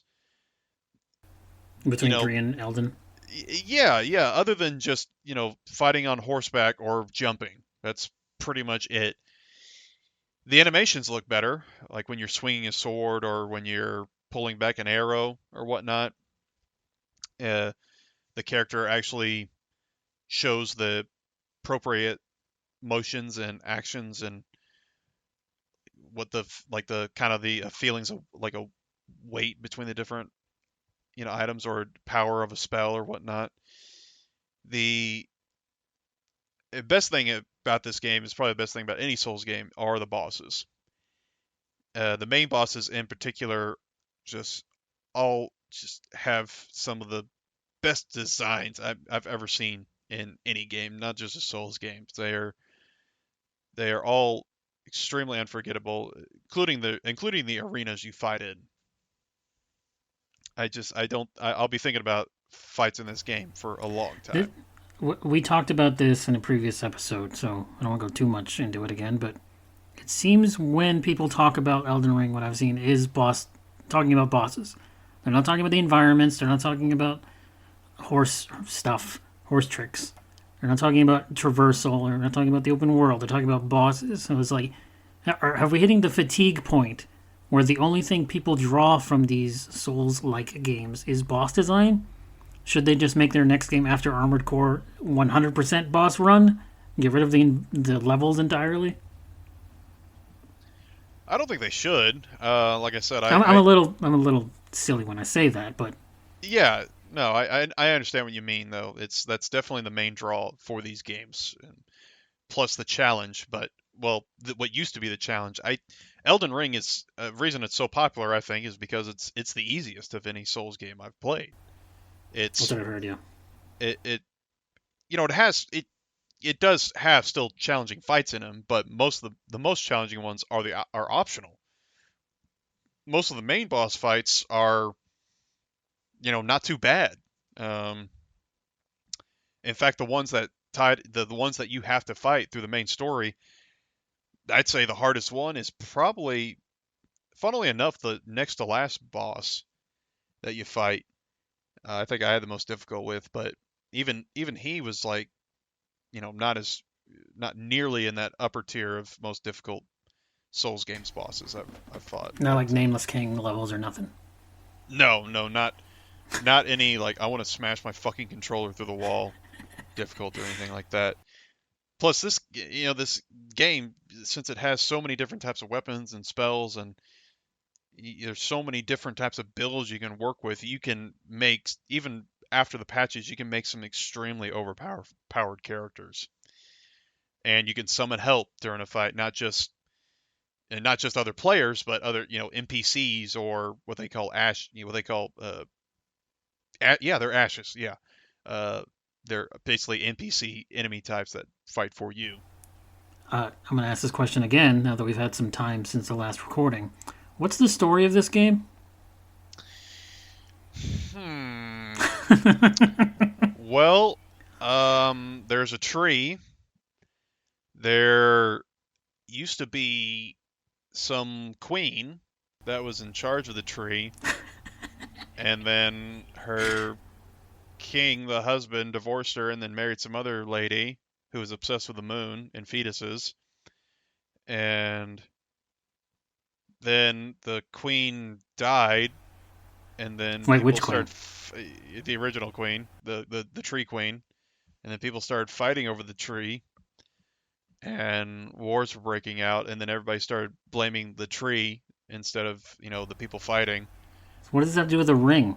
I well, I don't know if there's actually a ring per se. It's like a spiritual ring that you like it gets split up between these five demigods or goddesses, and you have to beat them and then assemble, take all their pieces and then form them into the Elden Ring, and then you can become Elden Lord. Isn't that exactly like the previous Souls games? You just need the Lord Souls? Come on.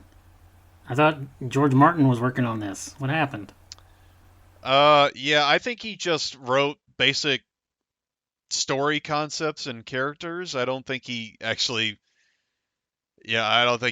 like wrote detailed plot lines or character arcs or anything like that, or themes or whatnot. But yeah, it's pretty bare bones as you'd expect from Souls games. I mean, there's more to it, but it's just it like all the other games, it just feels so disconnected and disjointed from everything else, and it's just eventually I just stopped caring about I it. said this. I said this the last time we talked about the Souls games, but I mean this part seriously. Why do they bother with the story stuff? Seriously, you could draw something maybe from Demon Souls and the first Dark Souls. Genuinely, after that, they're just so abstract and like you need some fucker on the internet to explain it to you, and then you don't have a story. If you can't explain your story in the game, you don't have one. If I have to read item descriptions to get lore, you don't have lore. Yeah, Fadi Saya has to make a hour-long video, you know, making connections that didn't exist and creating Just context making from out shit of thin up, air. yeah. Yeah, he kind of does, honestly. I've watched his videos, and yeah, all that stuff is just not there. um, but I don't know. There's I really get no. that's why, but my point being, that's not why people play the game. Yes, so don't bother. No, the only motivations you have for fighting bosses or enemies in this game is because they're there. It's like, okay, they're the next boss, so Yeah. it's a Souls game. I'm gonna fight them. It's probably gonna be difficult. Oh wait, it's not. Yeah, the next game after the next Armored Core should just be called Boss Souls, and that's all you do. You just fight bosses for 20 hours. Different sizes, varieties, shapes. Elden Ring does not break the mold of old Souls games. It's just bigger. It's just a larger scale than the other ones. It still has a lot of the same issues I have with the series as a whole in general, and it's got some new ones too. One of the biggest ones and one of the worst things you can do in an open world, in my opinion, is have repeatable boss fights, which there are a shit ton in this game, and there's also a ton of cookie cutter dungeons that all look the same and they all run together. And if you showed me pictures of a dozen of them all side by side, I couldn't tell you which one was which. I think we said this last time we talked about them, but it's like the Chalice Dungeon from Bloodborne. They had an idea and they just kept using the same idea over and over. Yeah, in this game they just put them out in the world that you can find, or you don't have to talk to a gravestone or anything like that to access them. But and I it's a shame because I have no problem with the actual levels that lead up to the main bosses. Most of them are actually really, really, really cool and really memorable, and you can tell a lot of effort was put into them. But they created this whole big open world, and they realized, well, oh shit, we got to fill this crap with stuff. Okay, let's just take this same cat statue boss and then multiply him by 50, and then just stick him in all these other different dungeons dotting the map and just call it good. I'll take my award now, Mr. Jeff Keighley. Yes, yes, I will. I will. I will. Obama presenting Obama his The medal. Nobel Prize, yes. Yeah, his Nobel Prize. But I'm not saying never to this game. I'm saying I don't know. I think it's worth. I think it is worth playing. It's There's there's a novelty to the Souls formula in the bigger open world, and it's a lot easier to play with other people. You can play longer sections with friends and whatnot, and you can essentially make the game a breeze. And Well, in all honesty, if I can do that, if I can make a frustrating experience as simple and easy as possible, I'd like to do that. I don't care if it's cheesy. What am I trying to prove here? yeah, trust me, if you played with me, I could basically hold your hand through the entire game if you wanted to. I mean, I could dunk on every single. My character's so overpowered, I can just dunk on everything at this point. But oh, and the music is phenomenal. I think it's one of the best things these games do, and it's no different in this game. So overall, a really good game. It's like it said, it's still got a lot of the same wrinkles and the series is known for, but I think it's one of the better of the bunch. So, All right, I'll put it in the rental queue. good man. Next, I've got another superhero flair. Marvel's Midnight Suns, spelled Suns, because it's taken from the comic that had Sons, because it was about four dudes. It was about Moon Knight, Blade, Morbius, and the fourth person, I forget. I think it was Doctor Strange, actually. But we can't have that in modern day. The comic was a few years old, so now it's got a bunch of girls in there, so we can't call them Sons. So they have to change the narrative of what the actual Midnight Sun, instead of being a pun, it's about some bullshit prophecy that's not a thing, that's just made up. It's got a fuck ton of Marvel characters, and it's from the people who made the XCOM games. So you're like, oh, strategy game? What the fuck are you talking about, Loki? You don't like strategy games. Like, yes, but this one is a card-based strategy game, and I love card games. And technically, as I explained before, all card games are in fact strategy games. It's a turn-based in terms of like, okay, let's for variety's sake. You've got Doctor Strange, you've got Spider-Man, and you got Iron Man on your team. And there's like 8 Hydra dudes you got to punch the fuck out of. Well, what'd you draw? You'll draw a card you can't use yet, but you can use on the next turn. So you need to build up, your meter for whatever. So it's like, okay, if I do this and I move this character here and I use this power, all right, enemy turn, how can they respond? And that's the game. But it really, I think, elevates to that next level because I'm such a fucking Marvel nerd. I put it above Gotham Knights because frankly, I like Marvel more than I like DC. So it made me really like a strategy game for the first time in a very, very long time in terms of video games. What I played. Would I play XCOM after this? Probably not, unless they had Marvel Paint on it. Really. So that's what it took. It just took some Marvel superheroes in your I strategy game. I have had the fanboy sucked out of me so hard these last few years. So I'm clinging on to the fucking last remnants here. I'm on the Spider-Man spiderweb edge here of my Marvel fandom. I've abandoned the movies. I abandoned the comics a decade ago. So now I only have these games, and I don't know when the next Marvel game is coming out, ever. That isn't going to be some shitty mobile game. So this Midnight Suns is what I've got left. Yeah, and I don't blame you. The gameplay is definitely the my favorite part of this game.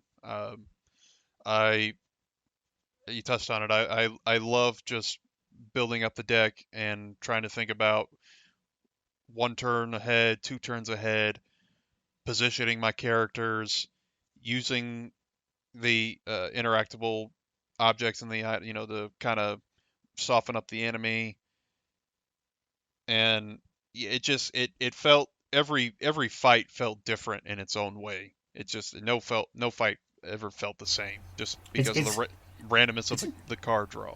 yes, and that speaks to the design, like the design philosophy of the way they set up the game and variety of the way you can level up your characters in between fights, doing big thing, level up cards. The way I'm not super keen on the way you acquire those cards, but it's a use it or lose it system. You want to get Magic, the character, more powerful, then you need to use her more in battle. Then you get better cards for her, and then she becomes stronger. And you kind of do that for all 18 characters you got. So that's definitely its strength in terms of the actual game. The parts that you're playing the game are the best parts. However, I do like that they managed to capture most of the personality of the classic and newer Marvel heroes. I don't like the things they say necessarily. I think like Blade's personality is pretty consistent from other iterations of Blade. I get you can make an argument or adaptation argument, but some of the things Blade says in Midnight Suns make me go, Blade would never say this. This doesn't make sense for the character Blade. Yeah, for one of a better phrase, it felt like they were trying to stick him at the kids' table too many times, where it felt out of place for that character. And some of the others too, like Wolverine. The bloodier characters. Blade is an R-rated movie. There's a ton of gore. He's killing vampires. This Midnight Suns is T for teen, so there's no blood, and there's no vampires either.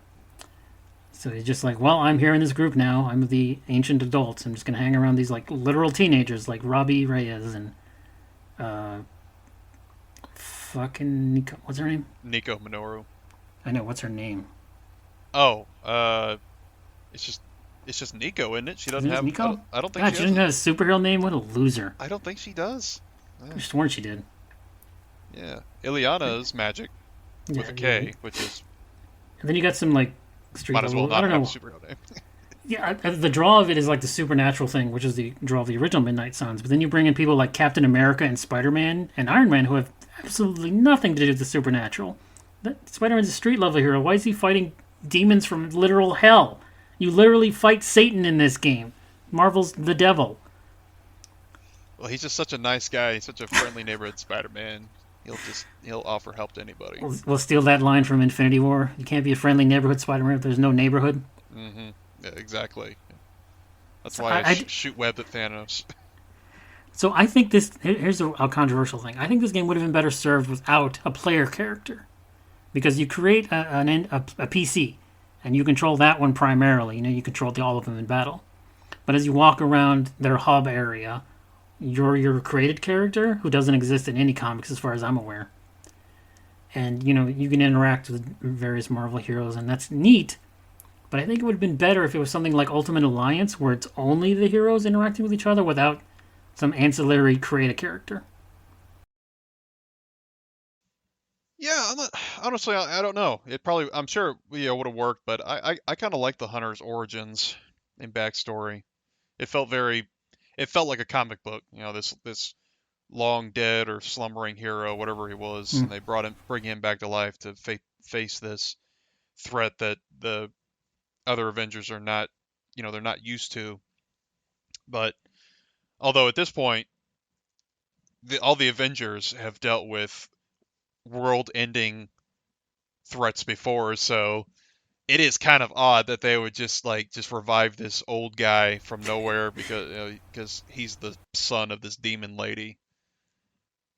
You think Captain Marvel could just punch her into another galaxy, but Oh yeah, that's another thing. So now the nitty gritty.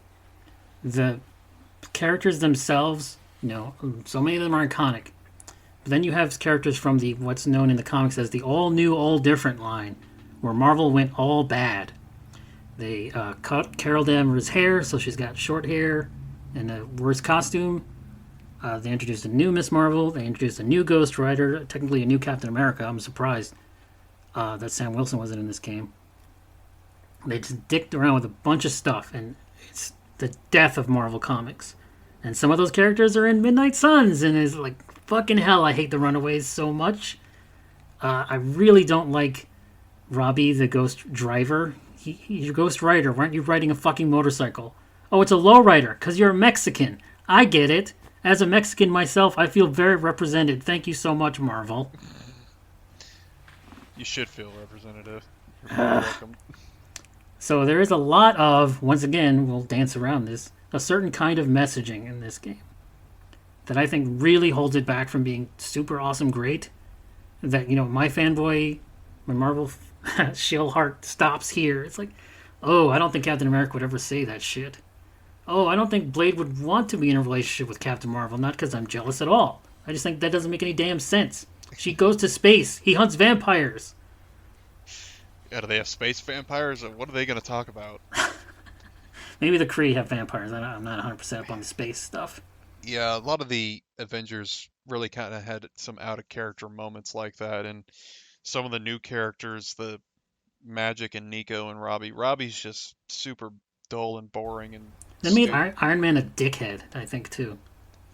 Yeah, it's like they took they took that one aspect of Tony Stark's personality of he's super controlling and needs to be on top of everything and just notched that up to 11 where it's just yeah, they just try to frame him as the bad guy in some of these situations. And I'm thinking, And they made Doctor Strange an idiot.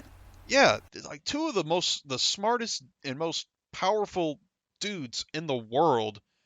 And yeah, they're just kind of acting like clowns sometimes, or they're made out to be clowns. So we can make the younger characters look better. So it's exactly new Marvel. It's Phase 4. Yes, because I mean, God knows the like Nico and Magic, they cannot they cannot garner a fan base just on their personalities alone.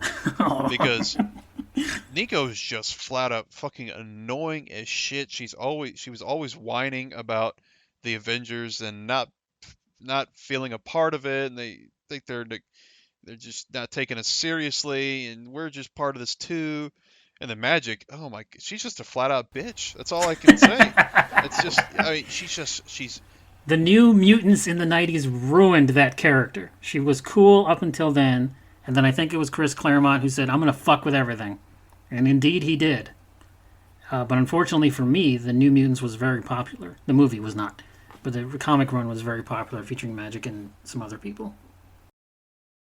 yeah. And I don't, and not everybody has to be like super nice guy like Spider-Man is, but the whole one of the one of the main underlying concepts and themes of a superhero is they're extremely compassionate people despite their circumstances Hmm. and what they've been through.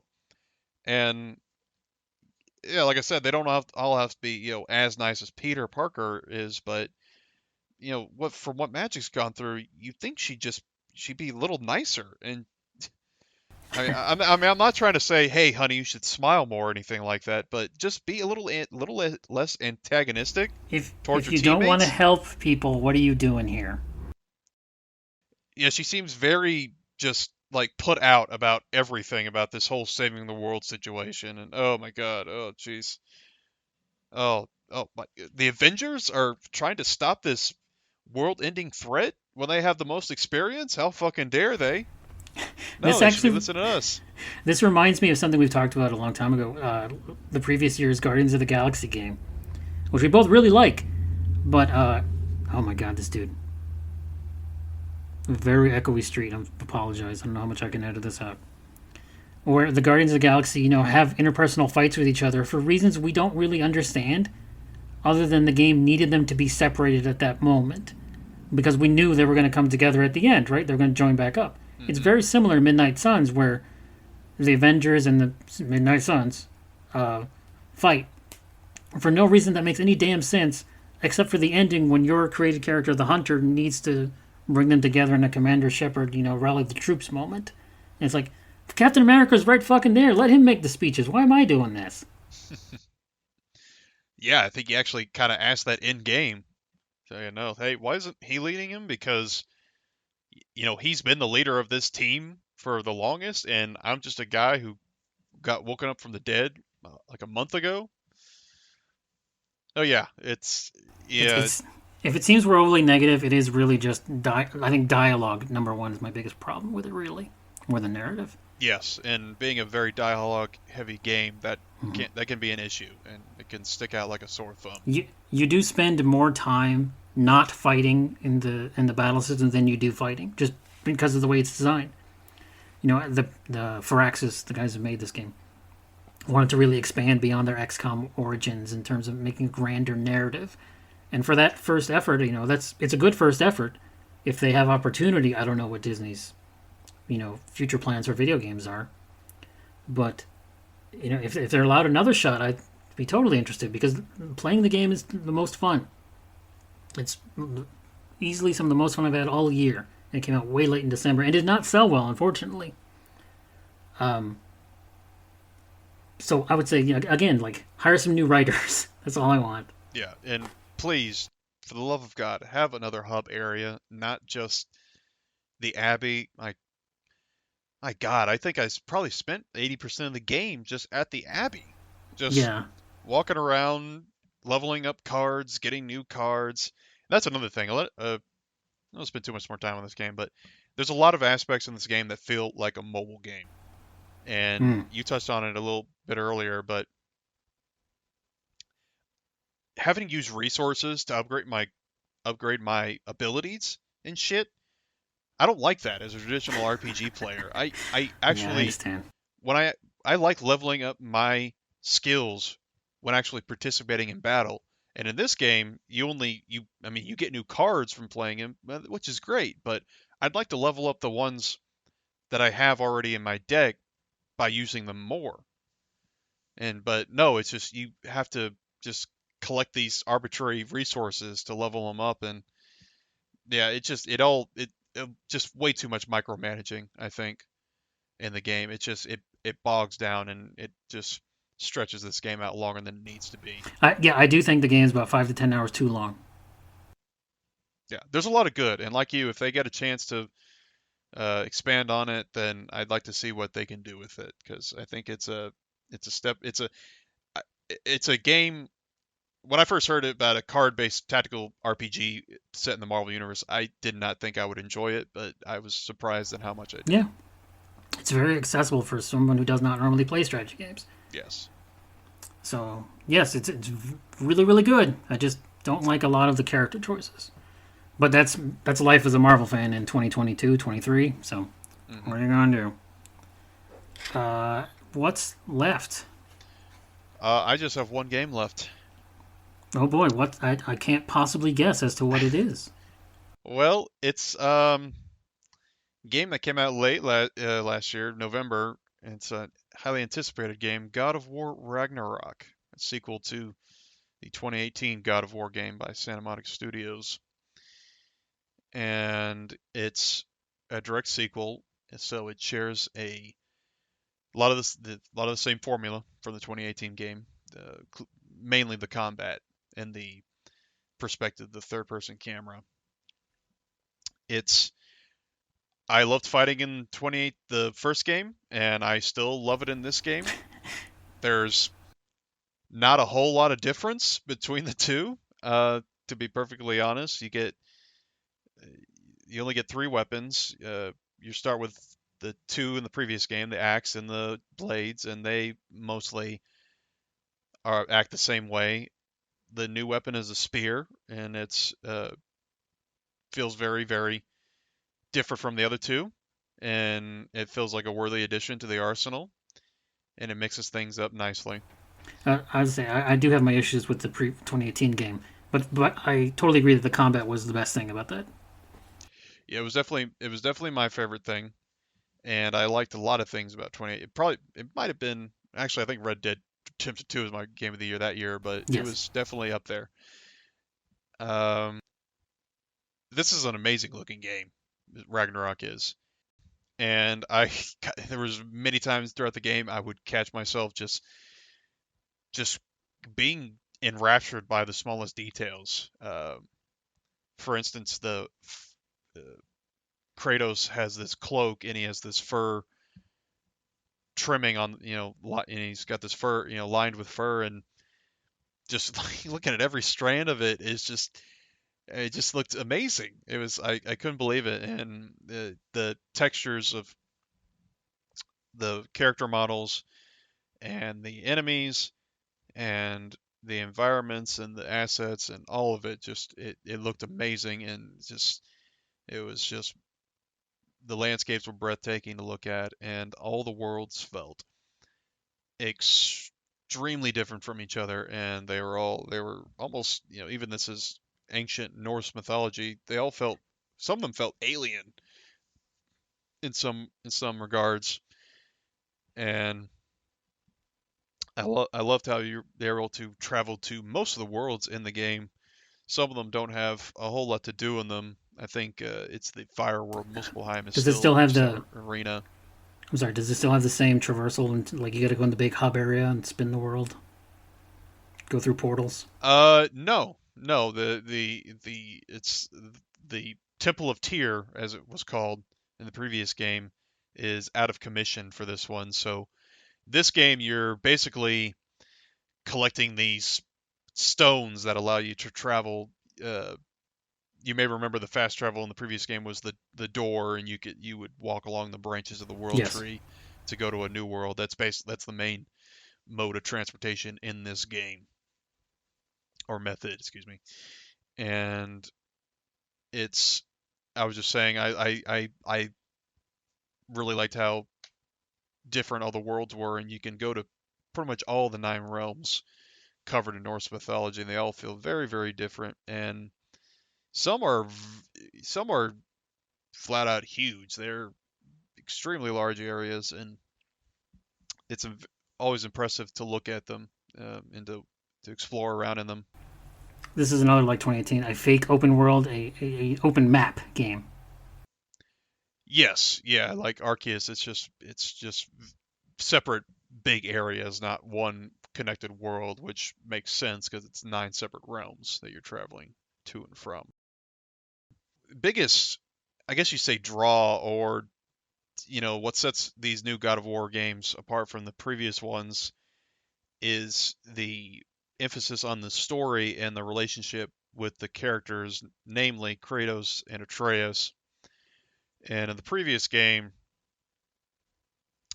you you kind of get off to it's almost the beginnings, because Atreus, he's what, like 11 or 12 in that game, something like that. I think so. And his relationship with his father is Tenuous. pretty rocky. They don't have much in common, and two different, very different personality types, and you're just basically seeing them going through the growing pains, and it's a lot their dynamic is a lot more familiar in this game, and it also helps with the addition of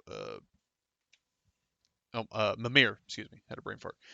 And he adds some much needed lightheartedness and humor into it, and it was nice to see Atreus being a little less of a brat than he was in the previous game. He's matured. He's a young teenager at this point, but he's still, he's still a very different person from his father, and a lot of the character conflicts stem from both Kratos and Atreus having conflicting goals and motivations. Hmm. See, like Kratos, his main concern is just keeping Atreus safe. He's aware of this Ragnarok prophecy, and he knows Atreus is going to have a major role in the events that are to come. And Atreus is he's a very curious person, very curious young man, and he's just he's just wants to learn more about his people, the giants, and who he is, how he fits into the grand scheme of things.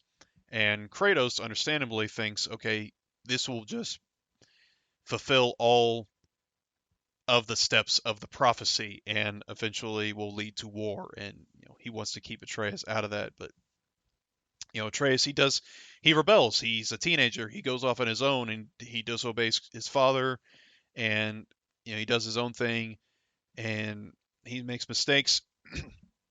And but ultimately Atreus realizes, he when he fucks up, and he admits when he's wrong, and the reconciliations are not too drawn out, which I like. It's not, he's not trying to change Kratos.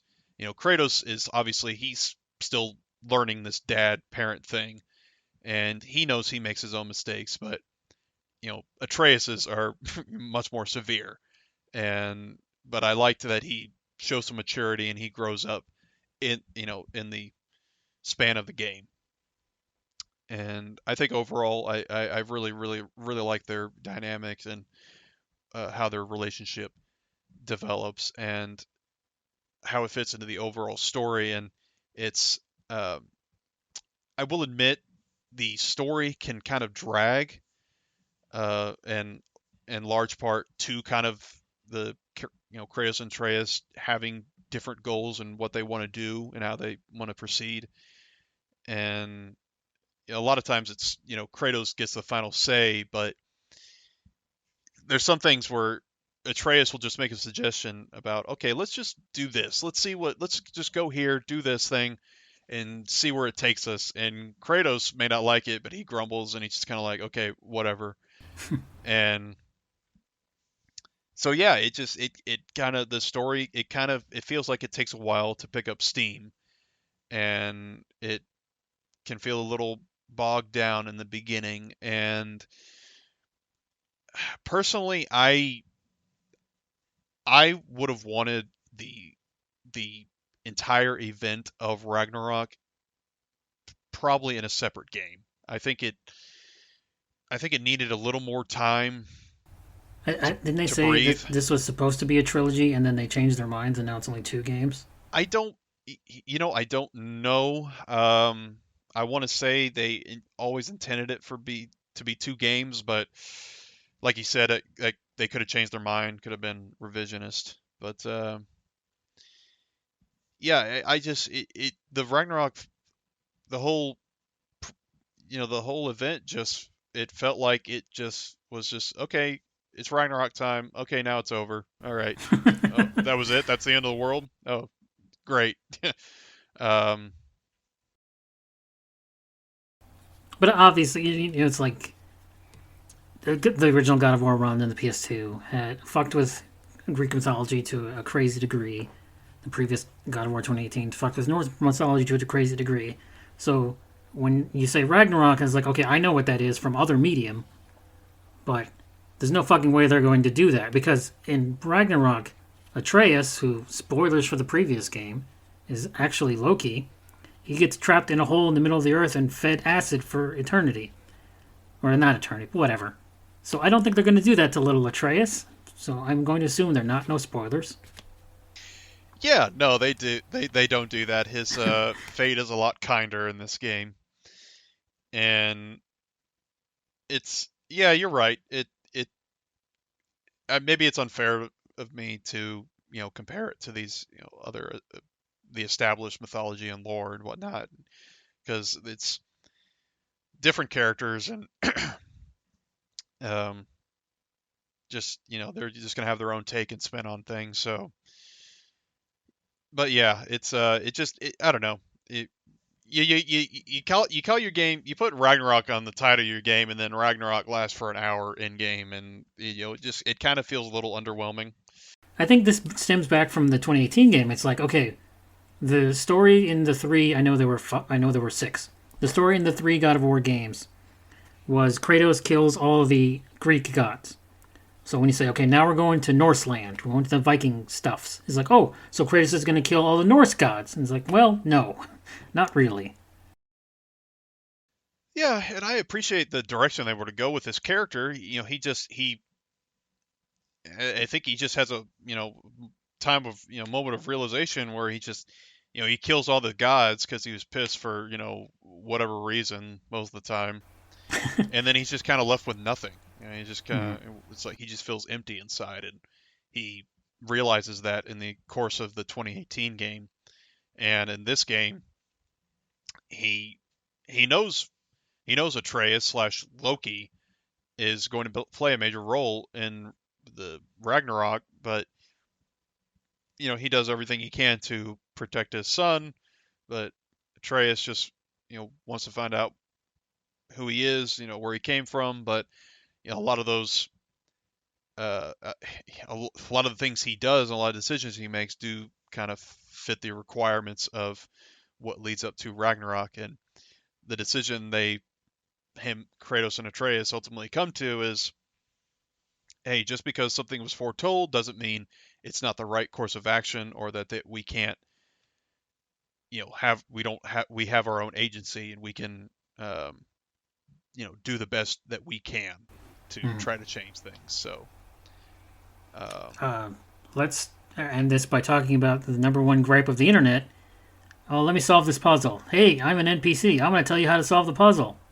yeah, a lot of people had a problem with that, and I found it an annoyance too, but I think there's somewhere you can change the frequency of getting the help, and I don't know. It didn't feel like that big of an issue for me. Or yeah, it wasn't good. It'd be nice to have a little more time to work on the puzzles, but most of the puzzles in the game were they weren't really complex or hard to figure out anyway. So yeah, I didn't have an issue with it.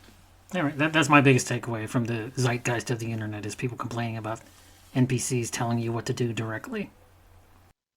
Yeah, which I guess is that if that's the biggest issue that people have with your game, then I think you've done pretty well for the most part. Well, I think the biggest issue was race, but I'll probably edit this sentence out. Oh, I thought you were going to say something so brave yet so controversial, but Oh, no, not on my show. I'll say whatever stupid ass thing I want, then fix it later. yeah, no, that's something. But hey, Thor is actually a redhead, and we know redheads have been victims of That's that true. It's practice. So swappage. so he actually got saved. Yeah, and he's actually fat. Everybody complained in Endgame, but in Ragnarok, Thor's fat, and everyone's fine. Nobody bats an eye. Yeah, and he was badass. He could wreck shit, but there was this whole family drama with him and his wife Sif and their daughter Thrud, I think her name was, or Don't something. ask me. But I don't even know if she actually exists in the real mythology, or that's a Yes. oxymoron there. But that kind of, I don't know. It just stopped to the point where I would have been annoyed with it. Like if it had dragged on any longer, I would have had a problem with it. But I think I think they established his issues and the issue, how his wife and daughter are affected by those issues and how he resolves them, and they reconcile. I think it, To, wraps up to pretty call nicely. to call back to you an hour and a half ago. Hey, it turns out Odin's evil. Yeah, Yeah, he really is, and I don't know what I was expecting out of Odin, just from what they said. What they told about his character in the previous game, but he's not much of a fighter. He's very manipulative, and he's kind of a smooth talker. He's kind of a greasy motherfucker, as my uncle would say. It's very similar to Assassin's Creed Valhalla, from my understanding. The way you finally deal with Odin in that game. I didn't get I didn't get far enough, to be honest, in that Oh, game. 100 Um, hours of Elden Ring, couldn't do 80 hours of Assassin's Creed. no, I stopped around the 50 or 60 mark, and um, but yeah, Odin in this game, yeah, he's just I don't he's want you to spoil too much. yeah. No, I was just gonna say he's just kind of like not what I was expecting, but I still really enjoyed him as an antagonist. I Hmm. really felt a lot of hatred for that old man and wanted him to die, and I think they did a good job on all the new characters that are established in this game, and you meet a lot of them in all the different realms, and it helps what I think an issue I had with the previous game, where there were times where the nine realms felt like they were inhabited by like four people, and that Yeah, not many you know NPCs, yeah. yeah, Kratos, Atreus, and then the dwarf guys. That's about it, and then like Baldur and Freya. That's about it. There's more in this game, and it makes all the realms feel like actual places and feel like they're actually lived in, and they all have their own issues and gripes with Asgard and Odin, and helps build up the motivation to stop Odin and bring peace to the realm. So overall, I think it's a sorry, Better I'm than the starting previous back here. game? No, it's fine. It's better than the I previous game? Yeah, I think so. I think it's an upgrade in uh pretty much everything. All the major categories. Previous game, graphically, combat, story, characters.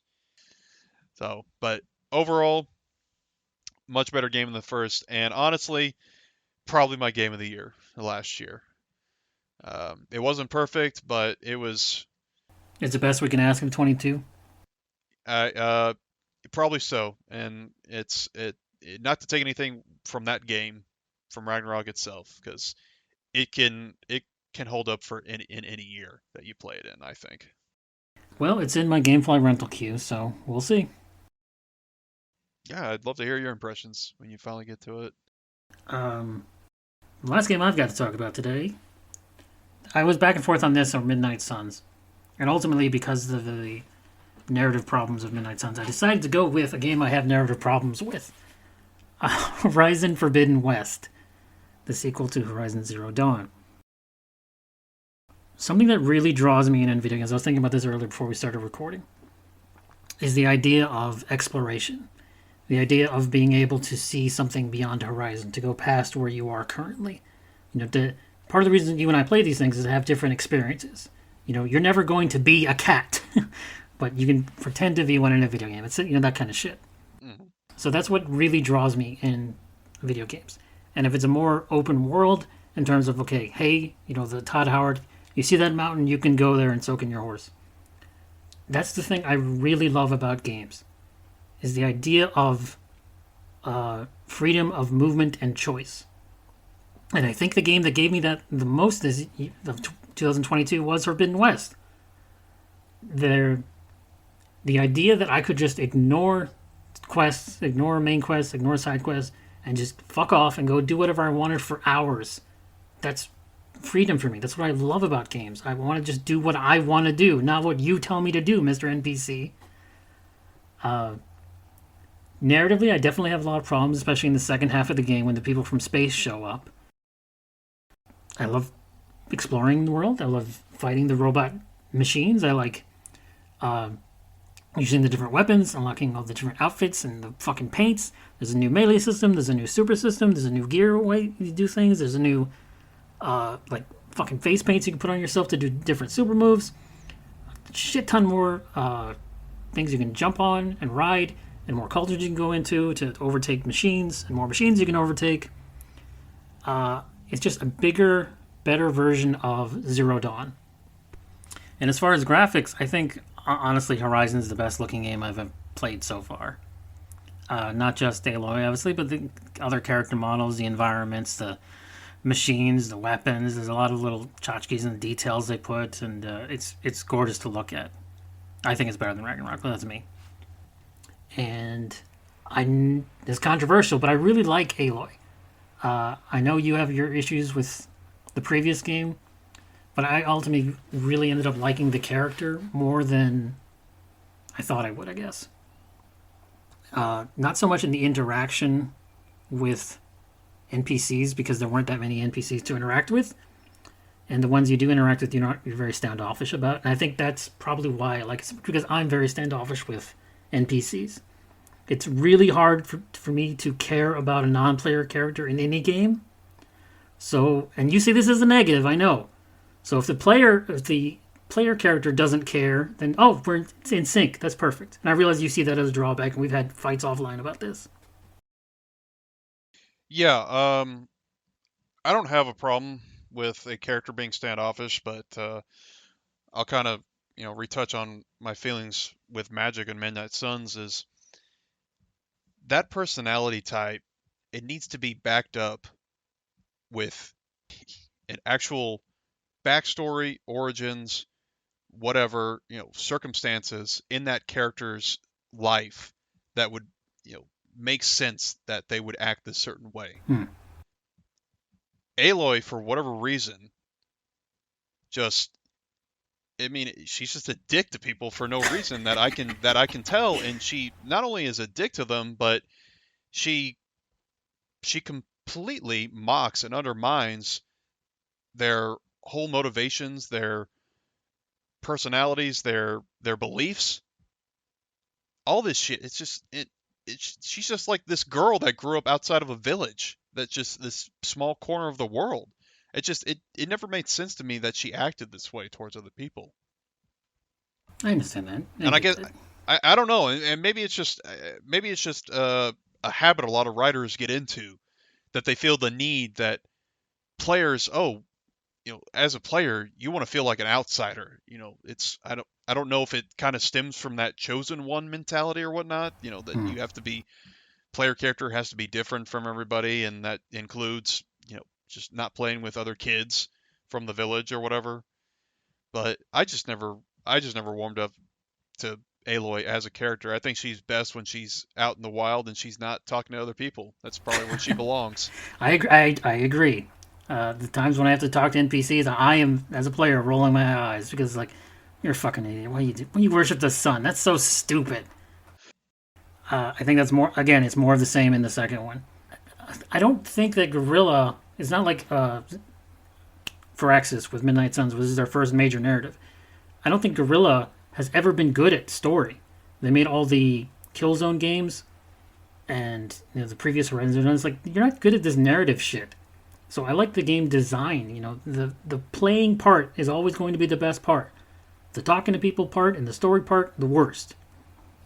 And as I said, an hour and a half ago, I wish it wasn't this way. I wish we had better narrative, but I can live without a good narrative.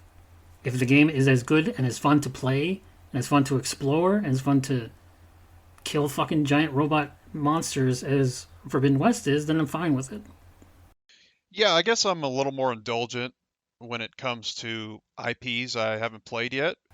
But if it's a sequel to a game that's like that has good gameplay but shit narrative, then hey, I had my fill in the first game, so I honestly I have absolutely no interest in this game when it came out, because I just hey, I love the robot dinosaurs, but there's just only so many I can destroy before it starts to get old. So this is often seen as a negative in all media in terms of, oh, you liked Thing? Well, you'll like the sequel. That's absolutely what Forbidden West is. It is absolutely like Zero Dawn again. Yes, exactly. Yeah. And because I did like Zero Dawn so much, I liked Forbidden West even more, because it gave me more of what I liked about it. Yes, there is more of what I didn't like too, but for me, it's pros and cons. It doesn't outweigh the gameplay enjoyment is far outweighs the bad story or bad dialogue for me. Cool. Yeah, But you know, I'm glad you liked it. I we're am. different people, and you can expose wildly about God of War, which I had issues with, and you have issues with Horizon. It's like, yeah, I totally get it. We're different people. That's what we're here for on the internet's worst, to give you different perspectives. If Stizzy and I agreed on every single one of these games, this would be like a 30-minute show. Be boring as fuck. But for declarative statements, I think 2022 was a very meh year. A lot of games got delayed. A lot of games didn't live up to expectations. Some did go past our expectations, like Gotham Knights, but I don't know that there was any game I'm going to look back on and say, "Oh, 2022 was one of the best years ever for video games." Probably not think that. Yeah, that's definitely the catalog of games is not gonna it's not gonna be a contender for best years of all time. You and I've done But this a ton, where I've gone back and said, "Oh man, you know what game came out same year as other game?" It's like, wow, that year was stacked. That's not 22. no, no. And not to say I didn't enjoy my time with games I played in last year, but yeah, no, it didn't have as many blockbusters as we were expecting. Now, 23, on the other hand, I'm going to predict 23 for you. Your game of the year is either going to be Hogwarts Legacy or Zelda Tears of the Kingdom. It's my guess. Really? Now, I'm guessing for you. Huh. Well, you had one of those right. Now, granted, I have not played Tears of the Kingdom yet, Nobody has. but well, I assume the developers are played a little bit of it, but yeah, I mean, I'm interested in Tears, but it kind of, I mean, what we watched that direct the other day or trailers afterwards, and I made the remark to you that if you had told me that Tears of the Kingdom was an expansion of Breath of the Wild, I would have believed you because it just looked absolutely no different. It does not look very different, no. No, but hey, like we said, you liked Thing. Why wouldn't you like You'll more like more Thing? of Thing. Yes. Sometimes we don't get innovation, we only get iteration. And, we either live with, I think we live with it or we don't live with it. Well, we buy it or we don't buy it, or we buy it cheaper.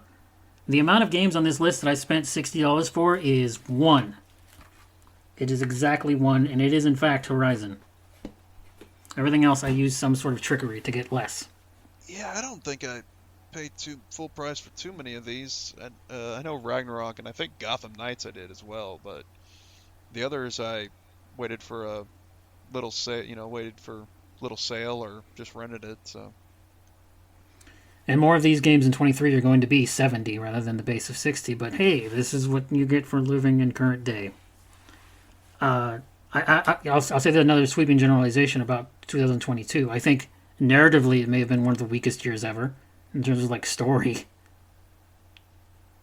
oh, the overall games, Yeah, the story, what?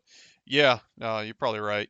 Um, there's not, I can't think of too many games from that year that I'll just I'll remember solely just for the story. Especially not but Elden Ring, that's for sure. yeah, whatever it was about, the big shit ass dead dude who went to the big scary horse guy in the sky. Thank you so much for listening to this extra long 2022 episode. I don't know how I'm going to cut this down.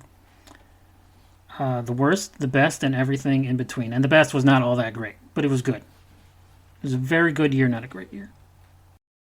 And nobody said the best had to be good, or that the worst had to be bad. I think the best is yet to come. And then now we play that song, but I can't because it's copyright. Goes like that, right? Something like that. I thought you were singing Ave Maria for a second. I was like, what the fuck are you doing? Yeah, I kind of wavered up there a little bit. It's been a while since I've heard that tune. I don't know when we're going to do the next one, but I'm going to guess it's going to be about Hogwarts Legacy. Yeah, And maybe that other Magic game. yes, yeah. What Magic game was it? I'll tell you off air. Okay. Any final thoughts here? Yeah.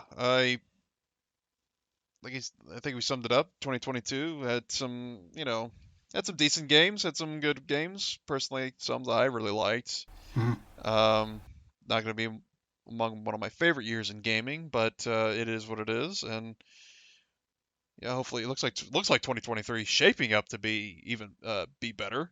We'd But hope so. yeah, We can only play what we've got. yeah.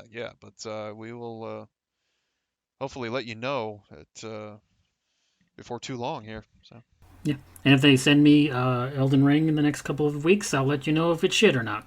yes.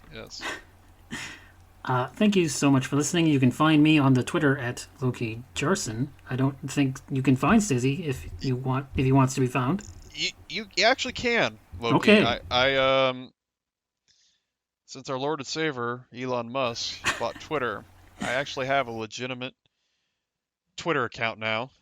It is at the Joe Stizzy, capital T, capital J, capital S, and yeah, that's where I do all my legitimate business. This podcast is available at internetsports.com on iTunes, Amazon Music, and Spotify. Thank you so much for listening. Goodbye. Bye.